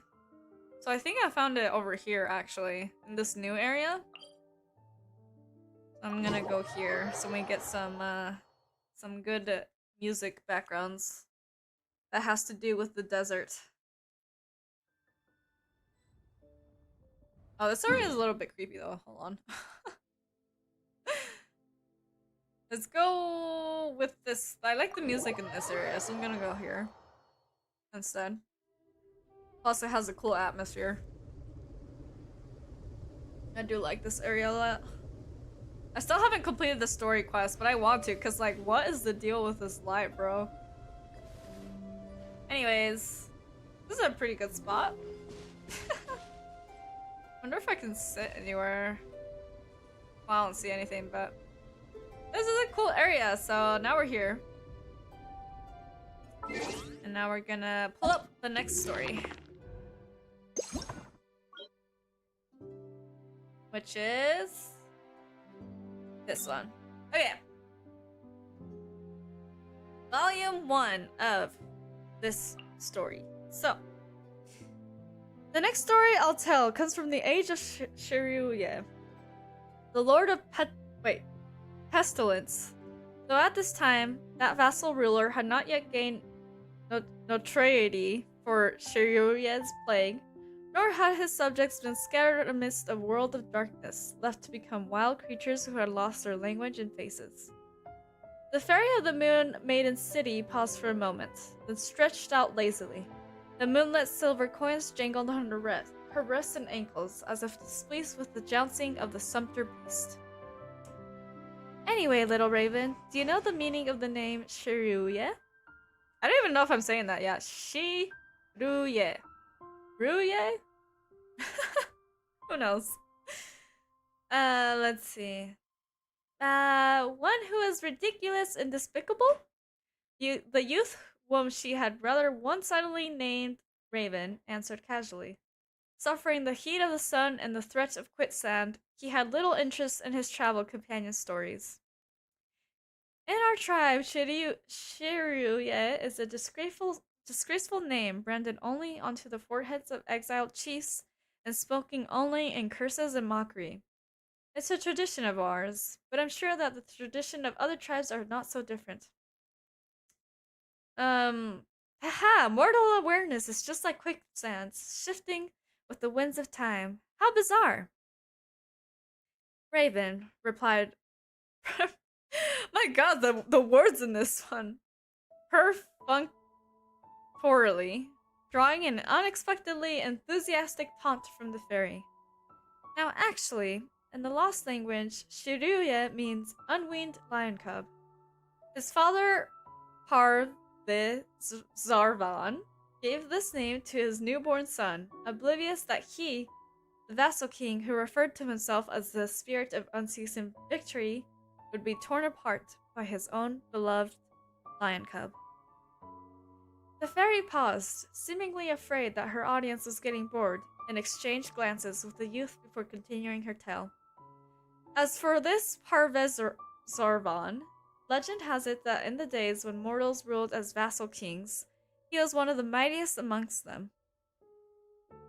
Parvizarvan was not, in fact, the original name of this vassal king. As the spirits tell it, he was an orphan who was raised in the nest of the giant bird Gognas, and given the name Kisra, or one who has been bestowed a good name. Later, his aspiration to greatness and the aid of this divine bird saw him adopted by the vassal king Ormazad. How do you say this? Shah? And he would eventually rise to become a sage and a hero amongst mortals. In the songs of the now vanished desert people, Kisra plundered the four corners of the land in the name of his king, Ormazad Shah. By his hand, the bronze and mortar towers of 99 cities were destroyed or abandoned. By his hand, the leader of 99 nomadic tribes were defeated. And by his hand, 99 sages, with the knowledge of the Order of the Stars, were bound in golden chains, then led back to the towering royal city of Gorabad to be imprisoned. Sheesh! This guy became like a conqueror of everyone. Okay, sorry. At that time, the promised land of Valley Vidya was engulfed by wild, glided sands, and one of the three living gods had fallen. Amidst a century of chaos and confusion, the scattered mortals ensconced themselves in vassal states until my lord, Al-Ahamar, and the sage king of the Greenwood gathered the subjects. Once the oasis paradise was reconstructed, the age of the vassal kings, the age of division, finally came to a close. Returning to our preceding tale, Ormazad's crown grew all the more valuable on the back of Kisra's exploits, until finally his own neck could no longer bear its weight, forcing him to leave it ever suspended from chains of pure gold in the center of the main hall. Wait, it quite literally became heavy? Or is this metaphorical? I'm not sure. The vassal king Ormazad Shah rewarded young Kisra's unrivaled achievements amply. He bestowed the name Parvez upon his adopted son and offered his daughter Shinran's hands to him in marriage. In the ethereal songs of the spirits, as the heir of both the mortal vassal king and the foremother Lilofar, she possessed superior wisdom and was blessed with an infinite lifespan and, like the original sages, could foresee the fortunes and misfortunes of the present moment.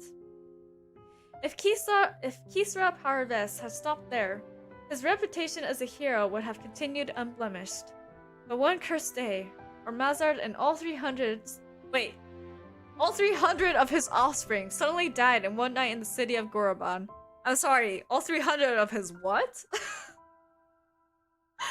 That's a lot of kids! How do you have that many kids in your lifespan? I feel like that would be impossible. My god, that's crazy. Okay. Following such an unthinkable event, the throne naturally fell to Kisra, who added Ravan to his title and became the most powerful vassal king amongst mortals. The fairy abruptly stopped her tale and looked up at the red sun that was now sinking behind the sand dunes. She then whistled sharply, signaling to the youth to halt the sumpter beast and prepare to make camp for the night under the crumbling storm pillars. Some people say, the fairy lightly leaped down from the sumpter beast and circled across the sands in a manner not unlike the long-last dancers of Sitaria, letting the moon's first light evenly coat her translucent skin in its silvery sheen. The scent of myrrh swirled around her myriad braids as the golden bells rang out in the distance. Then, the fairy leaned over slightly, balancing on the tip of her toes as she laughed softly. Some people say that the tragedy that befell the city of Gurabad was the handiwork of the hero Kisra. Some people say that the night the tragedy took place, an evil, clawless bird flew out from the redoubt and wailed throughout the night without stopping to eat or drink. The castle was then struck by a plague of rats with human faces, which gnawed at the gold chains from which the crown hung, causing the cumbersome thing to crash heavily to the ground, broken and bent. People say that the crown made such an earth-shaking noise when it fell that even the Felachian servants, who had settled and toiled far from the redoubt, trembled with fear at this tyrant they had never met. Later still, it is said that an adventurer found the ancient crypts of the city of Gurabad beneath the blighted sands, in which were hidden the withered, massive remains of Ormazad's and his offspring. An ancient, inscrutable inscription was left on each of the shriveled bodies. Ooh. I hope this story frightened you. The fairy watched keenly as the mortal boy before her drank from the water skin. The tribes of the desert regarded water with an instinctive restraint and prudence. Spirits, however, are born of pure elemental energy and know neither thirst nor the satisfaction of the pleasure of luxury, just like the ancient princess Shirin in this lament. As for the daughter of the fourth mother, Lilofar, mentioned Shirin, our story has only just begun. The fairy smiled slyly again, her eyes like an amalgam of amber and gold, her smiling face like the princess of her ancient homeland. Ooh, is she telling this from like first-hand experience? That was a pretty interesting first story. The names, I hope you guys were able to keep up with the names. If not, I think that's okay. As long as you somewhat understand what's happening so far, that's a-okay with me. If you guys have questions, let me know. Any point in the story, like any words that you guys might not understand, or you want me to like pause a second to kind of comment on something in the story, let me know, and I will take that pause. But for now, I'm gonna take one slight pause before continuing volume 2 of this story to take a drink of water.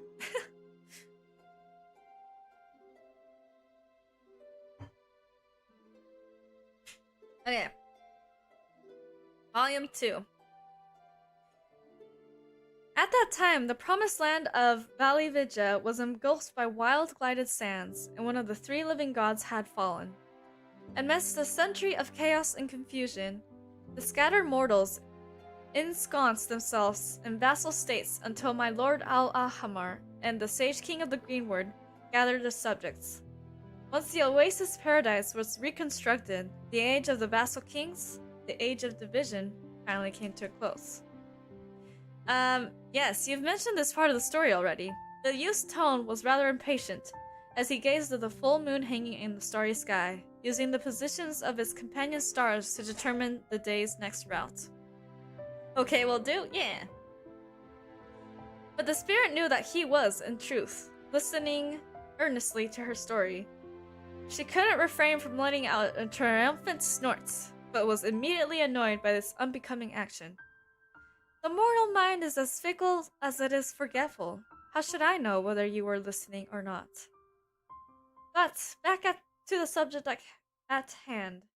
Shirin, according to the spirit's lamentations, was the daughter of the mortal hero Ormazad and the fairy Lilofar, the daughter of the water lily. Born upon a lily pad amid fragrant dewdrops, the white ibis blessed her, and the cobra bequeathed her a cerulean pearl. Even the mighty giant crocodile bowed to her in worship. Oh my god, so that like, what was it, like princess fairy? Like part princess human fairy?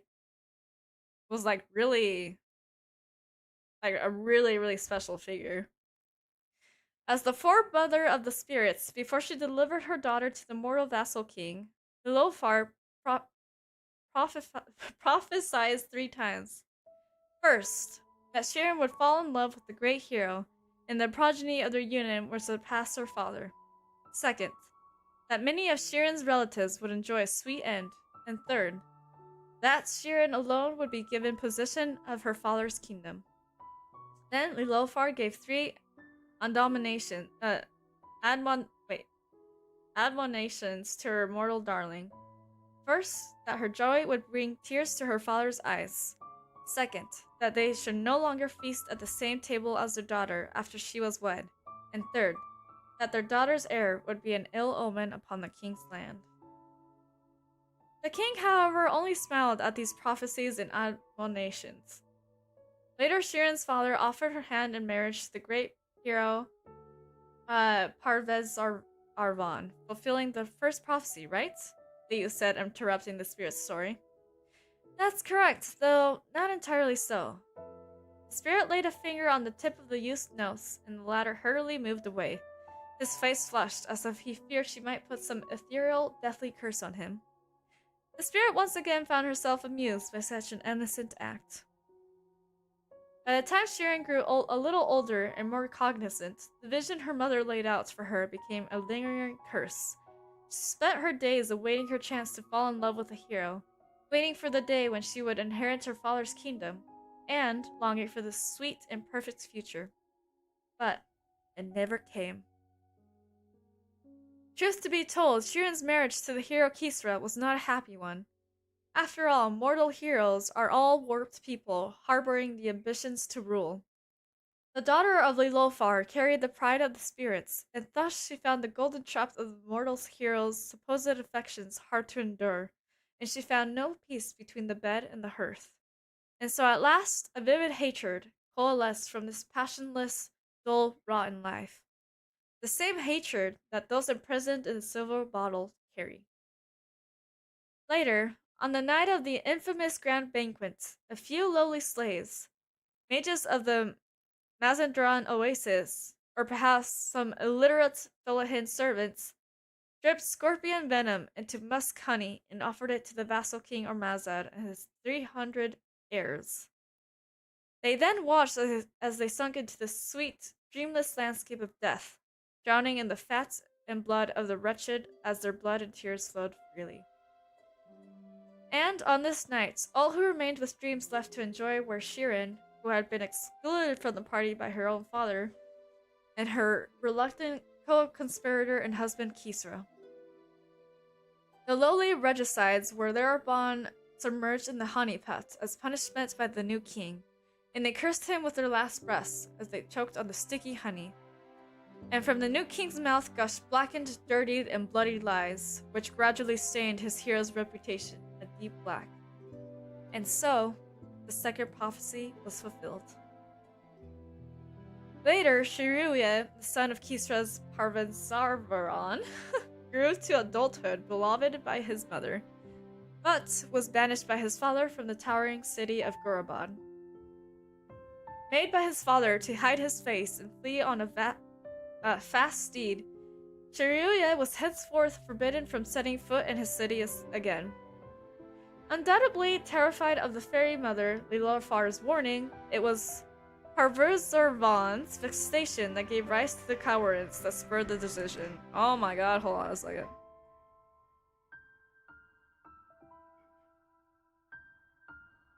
Sorry, there was I was afraid there was a loud sound that was gonna be heard for a second, so I stopped. Where was I? I lost my place. Oh yeah, so Shiryu left the city. So, oh yeah, and then he was afraid of the fairy godmother's warning. And so Shiren once again found the perfect opportunity for revenge and the vassal king's unfettered fear. One night, she disguised herself as the divine princess of the temple to the moon goddess and met with her prodigal son, or prodigal son? Man, I don't know how to pronounce words. Who had sojourned there. In the lingering silvery light that danced amidst the dew-dotted lilies, she gave the masked wayfarer this false, illusory prophecy. Illusory? Well, Is the tyranny of the wanderer's father not his greatest misfortune? O darling of the moon goddess, everywhere the moonlight touches is yours to rule, and every seed you sow shall grow and flourish. Since the moonlight has granted you a good bow and a sharp blade, why do you suffer that coward idling upon the throne? Why not muster up the courage to face your hatred, to face yourself? Legend has it that just as Shiruya hesitated in indecision, a gust of wind rushed through the night and blew the veil Shirin had used to conceal her face away. Seeing that familiar face, the young man who had been forced to cover his was instantly overcome with terror and shame. He fled the Suli temples in a panic, and laughter soft as the ringing of a bell in the cruel moonlight bore witness to his fear. The story from here is a lackluster one. The peerless vassal king, Parvez Zoran, would be stabbed to death in his bed by his own masked, unfilial son? Oh my god. In his magnificent bed, once adorned with sapphire and gold animal horns, would be indelibly stained with his blood. The dirge of the spirits that goes like this. After committing this crime of treason, Shiruya wept bitterly before his mother Shirin in repentance. But Shirin did not repent him. Rather, she took her beloved son into her arms, removed the brass mask symbolizing his exile, and lifted him with an affectionate kiss of benediction. Benediction, yes. After Shiruya claimed the throne, he was long tormented by the inescapable nightmares until finally, on a frenzied night of wandering, he fell into a deep black chasm in the earth and disappeared. Later, a great plague emerged from the chasm and swallowed up half of the souls in the city of Gurabad. Sorry. The kingdom, having lost its vassal king and his servants, fell into ruin and was gradually devoured by that insatiable yellow sand. The scattered survivors of this calamity called it Shiryuya's plague, the divine retribution invited by the absurdly short-lived despot himself. As for his mother Shirin, the Lofar's third prophecy was indeed fulfilled. She and the heir she bore won true freedom in a kingdom ravaged by vengeance, and they became evil apparitions, death knells to the conceited. Some people say that Shirin was later subdued by my lord Al-Ahamar, who detained her in a magic silver bottle. Others say that she still roams the desert, tormenting overconfident adventurers and tirelessly searching for the beloved child that she lost to the dark world. The fairy smiled proudly, having theoretically concluded the story. At this time, the moon was already high in the sky, and this distant ancient time, when the desert had not yet become a desert, was nigh. It was time for the divine princess to hold the sacrifice. Oh, so that fairy was Shirin all along? That was quite a morbid story, honestly. There was a lot of deceit and people dying and doing bad things in this. I also mispronounced half of the words, so I'm sorry if that didn't make sense in the end. Let's see. Ooh. But yeah, I don't know. That was an interesting story still, though. I don't think, there hasn't been a single one of these stories that haven't been interesting so far, or at least to me, anyways.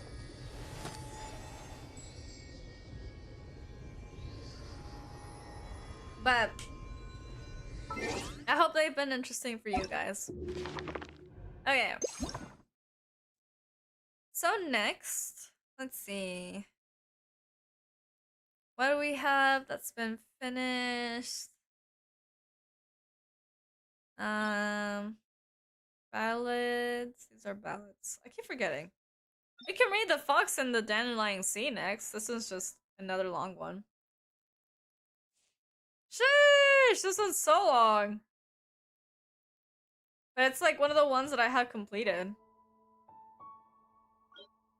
We've read the Board Princess already. Hexhound. Oh, this is the one that's also long. That's about Eula. Or Eula's family. The Pale Princess and the Six Pygmies. Oh, I don't have this one finished. Let's see. Let's go with the Dandelion one then. Where am I? Did I miss it? Literal, no, ballad, literal, Rex Incognito, Breeze and Mist this forest, String of Pearls. Oh, this one.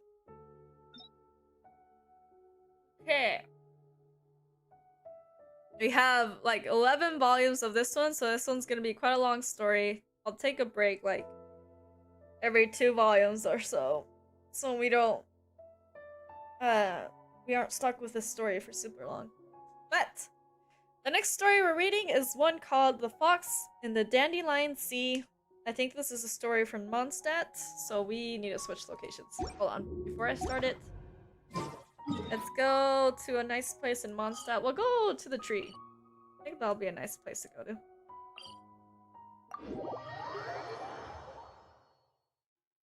We'll go to Windrise. And there should be somewhere. Oh, I need crystal flies. Hold on. I need crystal flies. Give it to me! Wait, come back!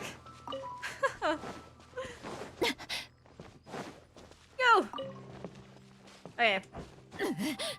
Lisa, please shut up. I'm trying to just get some flies. It's fine. Okay. Oh, wait, we have one more! There we go. Okay. And now, I think there was somewhere you could sit here if I'm not mistaken. I think. Hold on. Here? Hey, maybe I am wrong.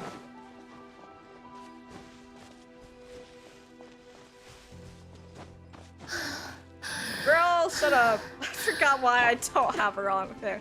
While we're exploring, I'm switching characters. I thought there was a place I could sit here. I guess not. Ikuzo. Okay, well, we'll just stand like... I want to be able to see the tree. Well, not that it matters. When I start reading the story, it disappears. Okay. Ah, I clicked on quest. That's not what I meant to click on. Archive. Okay. Books. And now we're going to... Dandelion. Okay. Sorry. Volume 1 of The Fox and the Dandelion Sea. Oh, an unforgettable Mondstadt fairy tale about a hunter and a fox. The Fox and the Dandelion, an 11-part story, begins here. Do they all have these, like... Wait, how did I do that? How do I... Oh, okay. Hold on. I'm curious about something now. Oh, okay. So that's how you read the synopsis of these books. Well, after reading like 5 of these stories, I finally figured that out. Okay. Now I will start. Let's see. Dandelion, dandelion, ride the wind to a faraway land. The little fox chanted. He blew the dandelion flower and sent the seeds flying. He then spoke in a more serious tone. May my teacher's wishes ride the wind and reach the animal archon. A wind flew past us and swept away the dandelion seeds. Did they fly to a better place, carrying my hopes and dreams there with them? When did this happen? Some time ago, behind the village, there grew a forest of countless lush trees. At the center of this forest was a small lake. The lake was like the stained glass windows of the Mondstadt Cathedral, crystal clear and shimmering in the sunlight.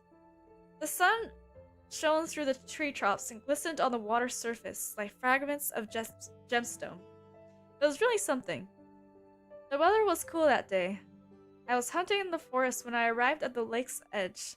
The shimmering water somehow reminded me of a girl I loved a long time ago.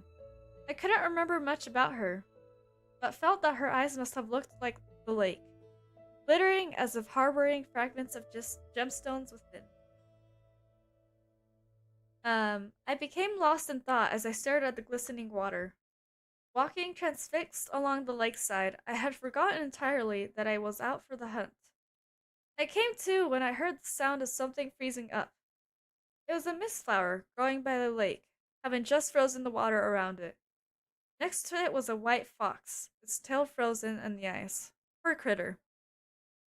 It must have had its tail in the water by the mist flower while it was drinking. Mist flowers are dangerous plants and can cause frostbite if handled without care. Extreme caution must be taken when handling them. As it saw me approach, the fox struggled in fear, but its still frozen tail kept it rooted to the spot. The fox whimpered in pain. Oh no, this won't do, I thought to myself. Poor critter. It's gonna die anyway if I don't save it. May as well end its pain by bringing it home as my game for the day. I imagined what a delicious fox stew I could cook with the carrots I grew. Just thinking about it gave me energy and brought a smile to my face. So I took out my hunting bow and slowly walked towards it. Be good and stay put. Okay, volume 2. Continuing on from the be good and stay put line. That's what my father's father had taught me. When I was fox hunting, I always chanted his words silently, so that my hands wouldn't shake when pulling the bowstring. But just as I was about to release the arrow, the fox lifted its head and looked me straight in the eye. It had eyes like the lake, glistening as if harboring fragments of gemstones within. My head began spinning, as if a strong wind were blowing inside it. My arrow missed its target and instead smashed the ice, releasing the fox's tail. The fox raised its tail and looked at me once before running off into the forest. I came to my senses and began the chase. But who in the world can run faster than a fox? Gradually, the fox began to shrink into the distance, eventually turning into a white spot. Hey, don't go! I shouted, barely catching my breath. After hearing my words, the spot seemed to slow. Is it waiting for me? I pondered. If running for its life, a fox is able to shake off anyone in no time. Foxes are strange animals. Even when running on a flat plain like at Windrise, where one can clearly see for miles ahead, they somehow still seem to disappear from view. It's almost as if they run into another world. This led me to my conclusion. The fox must be waiting for me. Convinced of this fact, I chased the glittering white spot for hours on end. Suddenly, a chilling wind began to blow. I stood there shivering, and what I saw next astounded me. How can this be? Suddenly, instead of one, there were now 2 white spots. More appeared. 3, 4, 5. They seemed to grow in number as the wind blew. Eventually, I lost track. Suddenly, with a stinging sensation, one of them flew directly into my eye. Upon inspection, I discovered that the spots were in fact nothing more than dandelion seeds floating in the wind. The fox had disappeared. I laughed at my own foolishness and went home. For supper, I had carrot fox stew, though without fox, or any other meat for that matter. The gods know how much I hate boiled carrots without meat. I felt starving, and in time fell asleep. I awoke in the middle of the night to something stirring outside my door. Volume 3. Having failed to catch the fox, I went to oh wait, I was just hold on a second. I meant to take a break between volumes, so let's take a moment to breathe. If you have any foods or drinks or snacks, now's the time to eat some. Or you can actually you can eat some at any time. For me, if I had my cupcake still, that would be the time that I would be eating it, but I no longer have my cupcake. It is now gone. So instead I'll have a drink of water.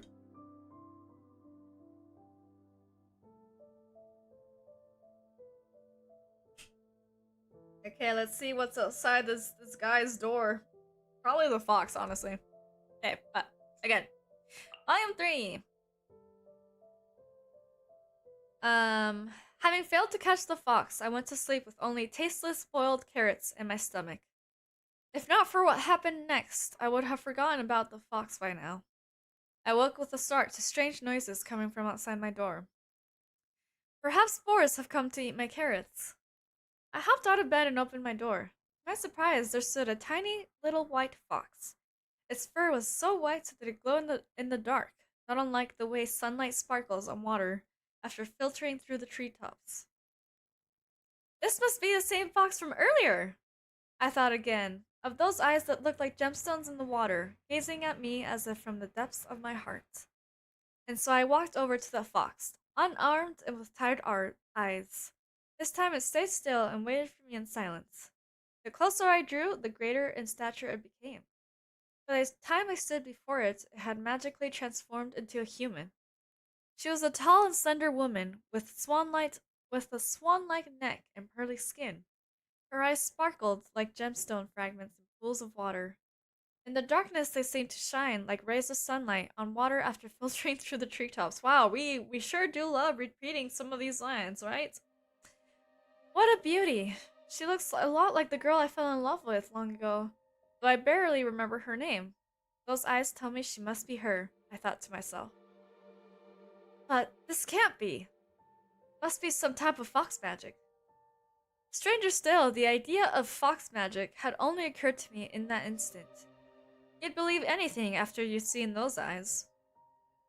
For all the magic and transformation I had witnessed, nothing amazed me quite as much as the gemstone lake of her eyes. Why can't they come up with a different description, hello? For a while we stood silently in the dead of night. At last she spoke. Though not in our common tongue, I could somehow understand her. Some other magic, perhaps. I would have died by that lake if you had not come in my hour of need. She paused and continued. Although to die by the gemstone lake is no bad thing. We foxes are grateful beings, so you must let me return the favor. She bowed to me, her long silky black hair flowing down her shoulders like a stream. Whoa. Volume 4. For the next few days after that night, the fox never came again. But in those few days, prey in the forest became gradually more abundant. Everything from small finches, long-legged cranes, even scurrying boars. Maybe it was the change in season, or some sort of repayment from the fox. Whatever the case, the following days brought real stew to the table. But the fox never came again. As strange as it may seem, it had honestly been easier to sleep hungry. Even with a full, satisfied stomach, I couldn't help but think about the day we met, and the woman that the fox had turned into. When would I gaze upon her eyes again, glittering like water in a lake? Oh my god. This book should have been named Glittering Like Water in a Lake. Lying half asleep with a heart full of turmoil, I heard a faint sound outside my door. I hopped from the bed and swung the door open, eager to see a small white silhouette awaiting me. But there were no lake blue eyes, and there were no fluffy white foxtails. Instead, all I could see were dandelion seeds, drifting in the white moonlight, floating like snowflakes in the air. Suddenly, something caught in my nostrils. Achoo! Immediately, the fluffy white dandelion seeds began to swirl, filling the sky like a snowstorm. Amidst the flurry of dandelion seeds, a pair of jewel-like eyes were looking at me, staring straight into my heart. Waving away the swirling dandelion seeds, I started walking towards the small fox. The fox raised its ears, and its furry tail flitted across the grass as it turned and disappeared into the depths of the forest. I hurried and followed closely behind. And amongst the darkness of the trees, soft patches of white could be seen weaving between the shadows. Their silhouette tiptoed like moonlight cast among the tree leaves, or like the hesitant strides of crafty Sealy. Ooh, this background music is good, so I'm gonna raise this a little bit more. That might drown my voice a little bit, but that's fine. With unfaltering trust, I followed the fox around and about, soon emerging from the dark forest in a seemingly faraway land.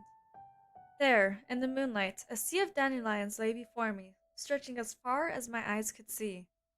Stunned by the sight, I began to notice a rustling noise coming from just behind me. It was a light, delicate sound, like that of a girl walking barefoot across pine needles and leaves on the ground. The fox approached me from behind. The night air ferried her presence, cool and damp, whisked together with a slightly bitter fragrance of dandelion flowers. Two hands with slender, ice-cold fingers rested upon my shoulders. She leaned in close to my ear, and her long hair draped down over my shoulder. Behind me, I felt the soft rhythm of both her breath and her heartbeat. It made me feel calm and at ease. Only the foxes know the way to this place. It is the homeland of the dandelions. It is my desire that you would tarry here, teach my child the human language. In return, I will teach you the magic of foxes. There was a tickle in my ear as if one of the dandelion seeds had graced it on its journey into the warm night air. Strange. I had certainly never mentioned anything about magic to her before. How could she have known? Without answering, she took my hand and led me into the depths of the sea of dandelions. The night breezes from both north and south carried the bitter fragrance of dandelion flowers and faded memories. In those fields of velvet white, she showed me how foxes played gently together in their own fashion, until the moon rose high into the starry sky. Oh my god. Hello, can I read? Volume 4. Wait, no, hold on. I just read Volume 4. Oh my god, okay. Interesting. I have no clue where the story is going. But still pretty interesting so far. It's been enjoyable.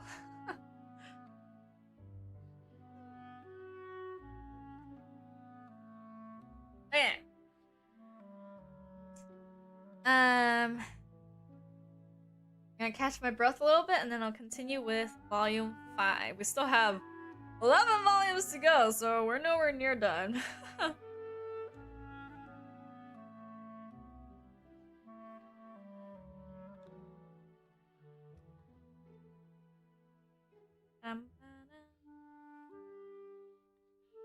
I hope you guys can hear the music, because I feel like that adds a little bit to the mood of this story.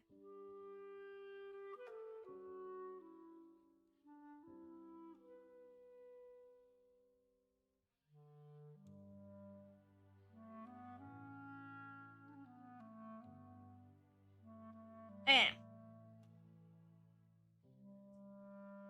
I am ready to continue.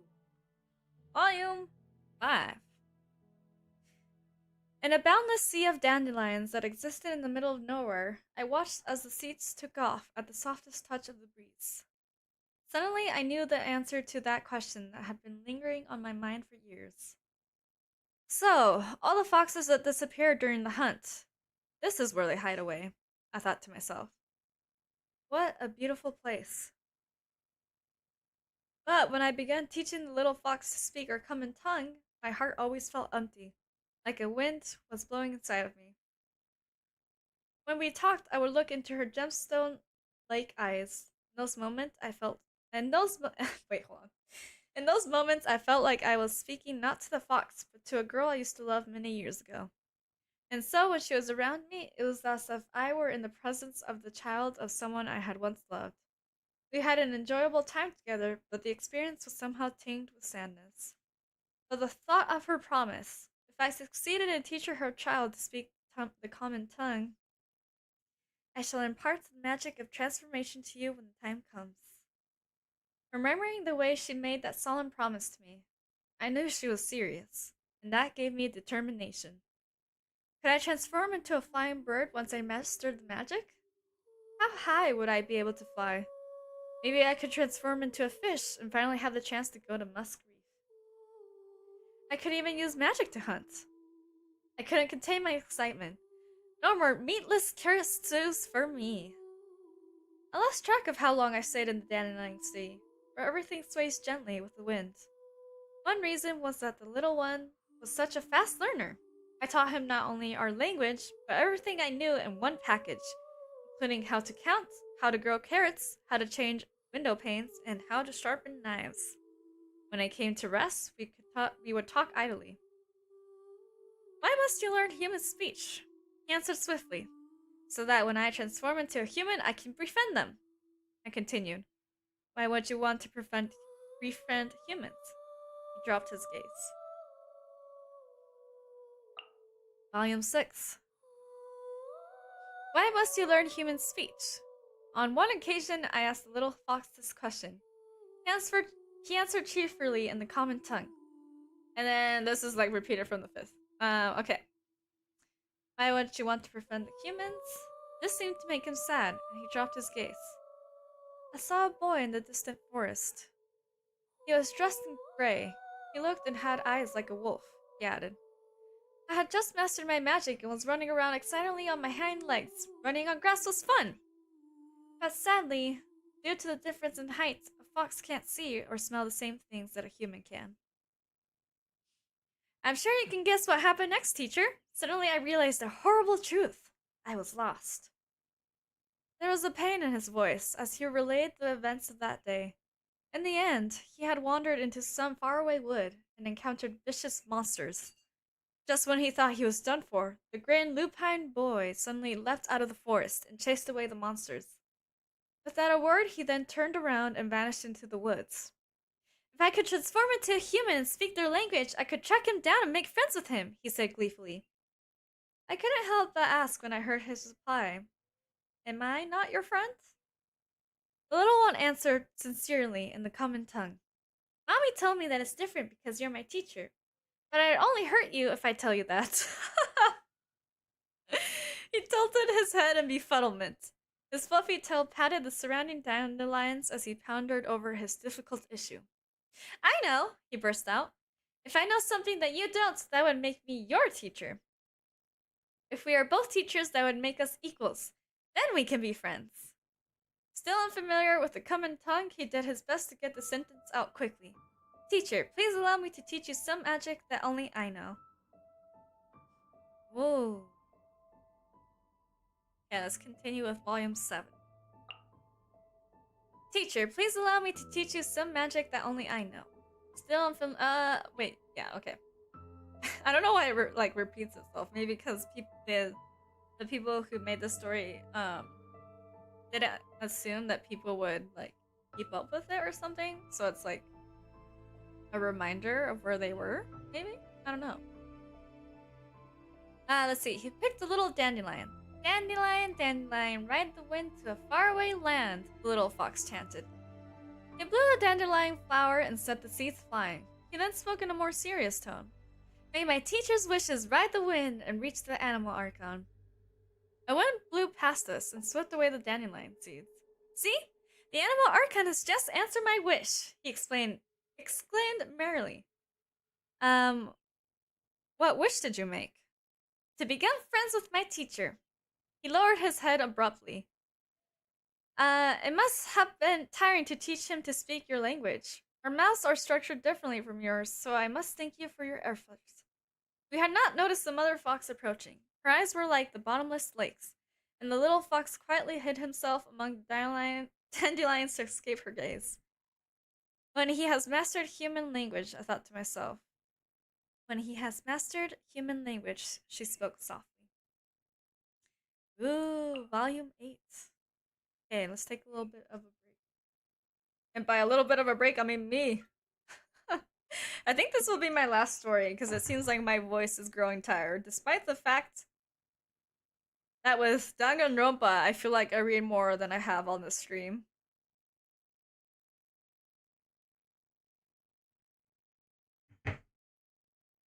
But my voice is growing tired. Maybe I'm out of practice. Oh no.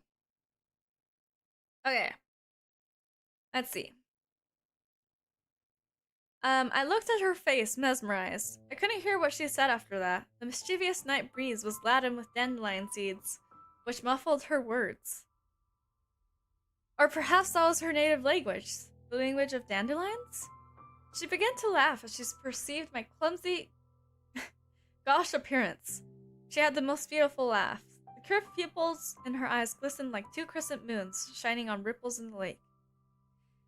Now, tell me then, why is it that you wish to learn fox magic? I want to learn to transform just like foxes do. That way I could turn into a bird and fly to the highest of heights and behold places that were once too far for my eyes to see. That was my reply. Ah, yes.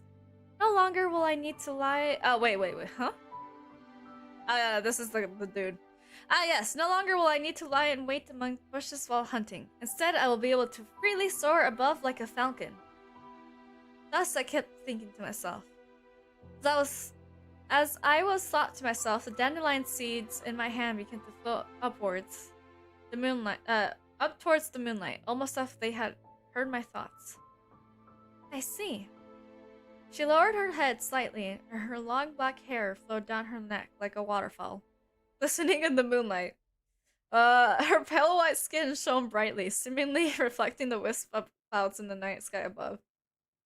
I couldn't take my eyes off her. After a moment, I quickly turned my gaze away as I started blushing again. Foxes are free animals. They would never cover their beauty because of shame like humans do. Although this certainly wasn't the first time I beheld her, every time the moonlight shone upon her long hair, I couldn't help but blush and look away. She turned her face in thought for a moment, and let out a gentle sigh. She seemed rather displeased. We sat amidst the dandelion sea, not saying a word. A long time passed. Long enough that I started thinking that she might be angry with me. We foxes are grateful beings. I will teach you the magic of transformation and so fulfill your wish. The fox said, turning her face towards me. Her lake blue eyes shone in the moonlight, and it made me feel at peace. Thank goodness she wasn't mad at me. For some reason I could not clearly name. I quietly heaved a sigh. A sigh of relief? No, a sigh of relief. There we go. Volume 9! Guys, we're almost there. 3 more volumes and then we're done with this story. Foxes are clever animals. Clever and cunning. The little fox learned very quickly and could sometimes even ask questions that would stump me. For human speech is complicated and intricate. Nothing like the innocence of animal speech. Sometimes language is like a yarn ball caught in the paws of a cat. It catches here and there again it catches a student's tongue, sometimes even tripping a teacher up. But foxes are clever animals, and very quickly they learn that many intricacies of human speech that are handed down over the generations, becoming able to describe the way dandelions float away, or how the moonlight shines over the lake in a rudimentary manner. Every time the little fox discovered a new word, every time he tried using unfamiliar words to explore a familiar world, to bestow meanings upon the wind, dandelion, and the earth, she would be beside him, smiling and watching us. The little fox learned very quickly, but I did not take much joy from that. When I had run out of things to teach, would she still keep me here in the dandelion sea? When that time came, would I still be able to behold those beautiful eyes under the moonlight? Would she still lead me into the depths of the dandelion sea, smiling slyly as we frolicked and breathed in the bitter fragrance that came from both the north and south winds? As I thought about such things, I became lost in sullen memory. Yes, that's right. On that night that I could no longer remember clearly, when I was about to part with the girl I loved, this same moon had hung in the sky as well. Thank you for everything until now. Before I knew it, the fox had walked in front of me. She bowed, and her hair spilled over her shoulders, flowing like water in the glimmering moonlight. Once he has learned human speech, he should be able to make more new friends. I am truly thankful to you for all you've done. He has also cheered up significantly since beginning to learn the human language. She gazed at me, her deep and fathomable eyes shining like jewels. Still, once you have finished teaching us the human language, where will you go then? Enraptured by those shining eyes, I forgot to reply. Was this fox magic too? Seeing my wooden expression, the fox laughed and sighed. Then, she turned and began walking in the direction of the moon, leading me further into the center of the moonlit dandelion sea. Seeing this, the little fox swished its tail from side to side, and burrowed into the dandelion sea fields. my god, not seeds. Okay, quick break before finishing the last 2 volumes. Oh my god. This has been a pretty magical story, honestly.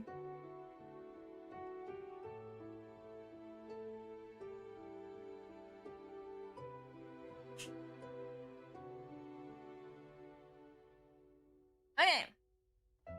Time to finish the last 2 volumes. Volume 10. The little fox kept waving back to us as he walked. His figure grew smaller and smaller until it became a tiny white spot, which blended into the dandelion sea and slowly faded away. After he had gone, the mother fox turned and walked over to me. The closer she drew, the greater in stature she became. By the time she stood before me, she had transformed into a human. She was a tall and slender woman with a swan-like neck and pearly skin. Her eyes sparkled like gemstone fragments in pools of water. In the darkness, they seemed to shine like rays of sunlight on water after filtering through the treetops. What a beauty! She looks a lot like the girl I fell in love with a long time ago, though I barely remember her name. Those eyes tell me she must be her, I thought to myself. For all the magic and transformation I had witnessed, still nothing amazed me quite as much as the gemstone lakes of her eyes. For a while we stood silently in the boundless dandelion sea. At last I could no longer contain myself, and opened my mouth. Is this the magic you wanted to teach me? The magic of transformation? It is. I am most grateful to you for all your help over this long period. She bowed to me, her long sickly back hair flowing down her shoulders like streams. Although saying farewell to the little fox left emptiness in my heart, I soon became exhilarated at the thought of the transformation magic that I was about to learn. Can I transform into a flying bird once I mastered the magic? How high could I be able to fly? Once again, repeated lines from before. Can I turn into a fish? I can even use magic to hunt. I wonder, if these repeated lines are on purpose, like, if maybe this same situation has occurred multiple times. And it's not just, like, the character just repeating the lines a million plus times. Anyways, I could even use this magic to hunt. I couldn't contain my excitement. No more meatless carrot stews for me. And I shall ask you to stand still. She walked circles around me, her stature growing with every pass. No, not just her. The dandelions were also growing in size. They had only been at my ankles when she started, but now stretched over to my waist, growing as if turning into towering trees. It was only when I started to feel strange that I realized that the fox had become a giant. Volume 11. That last volume.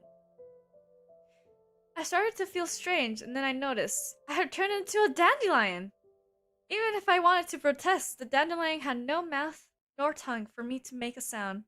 All I could do was watch helplessly as the giant gently picked the dandelion plant from the ground and held it between her thumb and index finger. Dandelion, dandelion, ride the wind to a faraway land, the fox chanted. And then with a puff, the dandelion seeds began to dance in the air. I was caught in the storm and whisked away to a distant sky. The swirling made my head dizzy. Those eyes that glistened like gemstones in the lake had left me, along with my consciousness and the promise she had made. Oh, Animal Archon, I beg you to turn us into humans, for only then can we be safe from their hunting bows and knives. When I awoke, I found myself in the woods behind my village. The woods were full of lush trees, and at the center of the woods was a small lake. The lake was like stained glass windows of Mondstadt's cathedral, crystal clear and shimmering in the sunlight. The sun shone through the treetops and glistened on the water surface like fragments of gemstone. It was really something. The weather was cool that day. I was hunting in the forest when I arrived at the lake's edge. The shimmering water somehow reminded me of a girl I loved a long time ago. I couldn't remember much about her, but I felt that her eyes must have looked like the lake, glittering as if harboring fragments of gemstones within. Huh. I must have lost myself in thought that day, drifting off into sleep as I watched the sparkling lake. The end! The end, everyone! So I was right. It seems like that same situation has happened over and over and over again. That's kind of crazy, honestly. But we finished the story, and with that, I am done reading stories for the day. That was kind of a crazy story. I don't know what that fox's, like, aim was? So, like, now my question is, like, are all those little dandelions in the dandelion field, like, humans that she's, like, trapped or something? I don't know. There's no way of truly knowing with that story. But I think I was right in the fact that that guy has, like, been going through that same sort of, like, process, like, over and over again. Anyways, that was a really fun stream, a very chill stream. I hope you guys found it as relaxing as I did. I thought it was really nice. But I think I'm gonna end stream here. So then I can save my voice for Danganronpa tomorrow. But that was really fun. Thank you so much to everyone who joined me today. I want to do more streams like this where I do storytelling. So if you guys enjoyed the stream, please let me know in the comments of the stream afterwards. Or give me any feedback about anything. Would be appreciated too. But for now, I will be leaving now. I'll be leaving for now. And I will be seeing you all tomorrow for some Danganronpa on 7:30 p.m. EST. But again, thank you so much for joining me, and I'll be going now. Bye bye!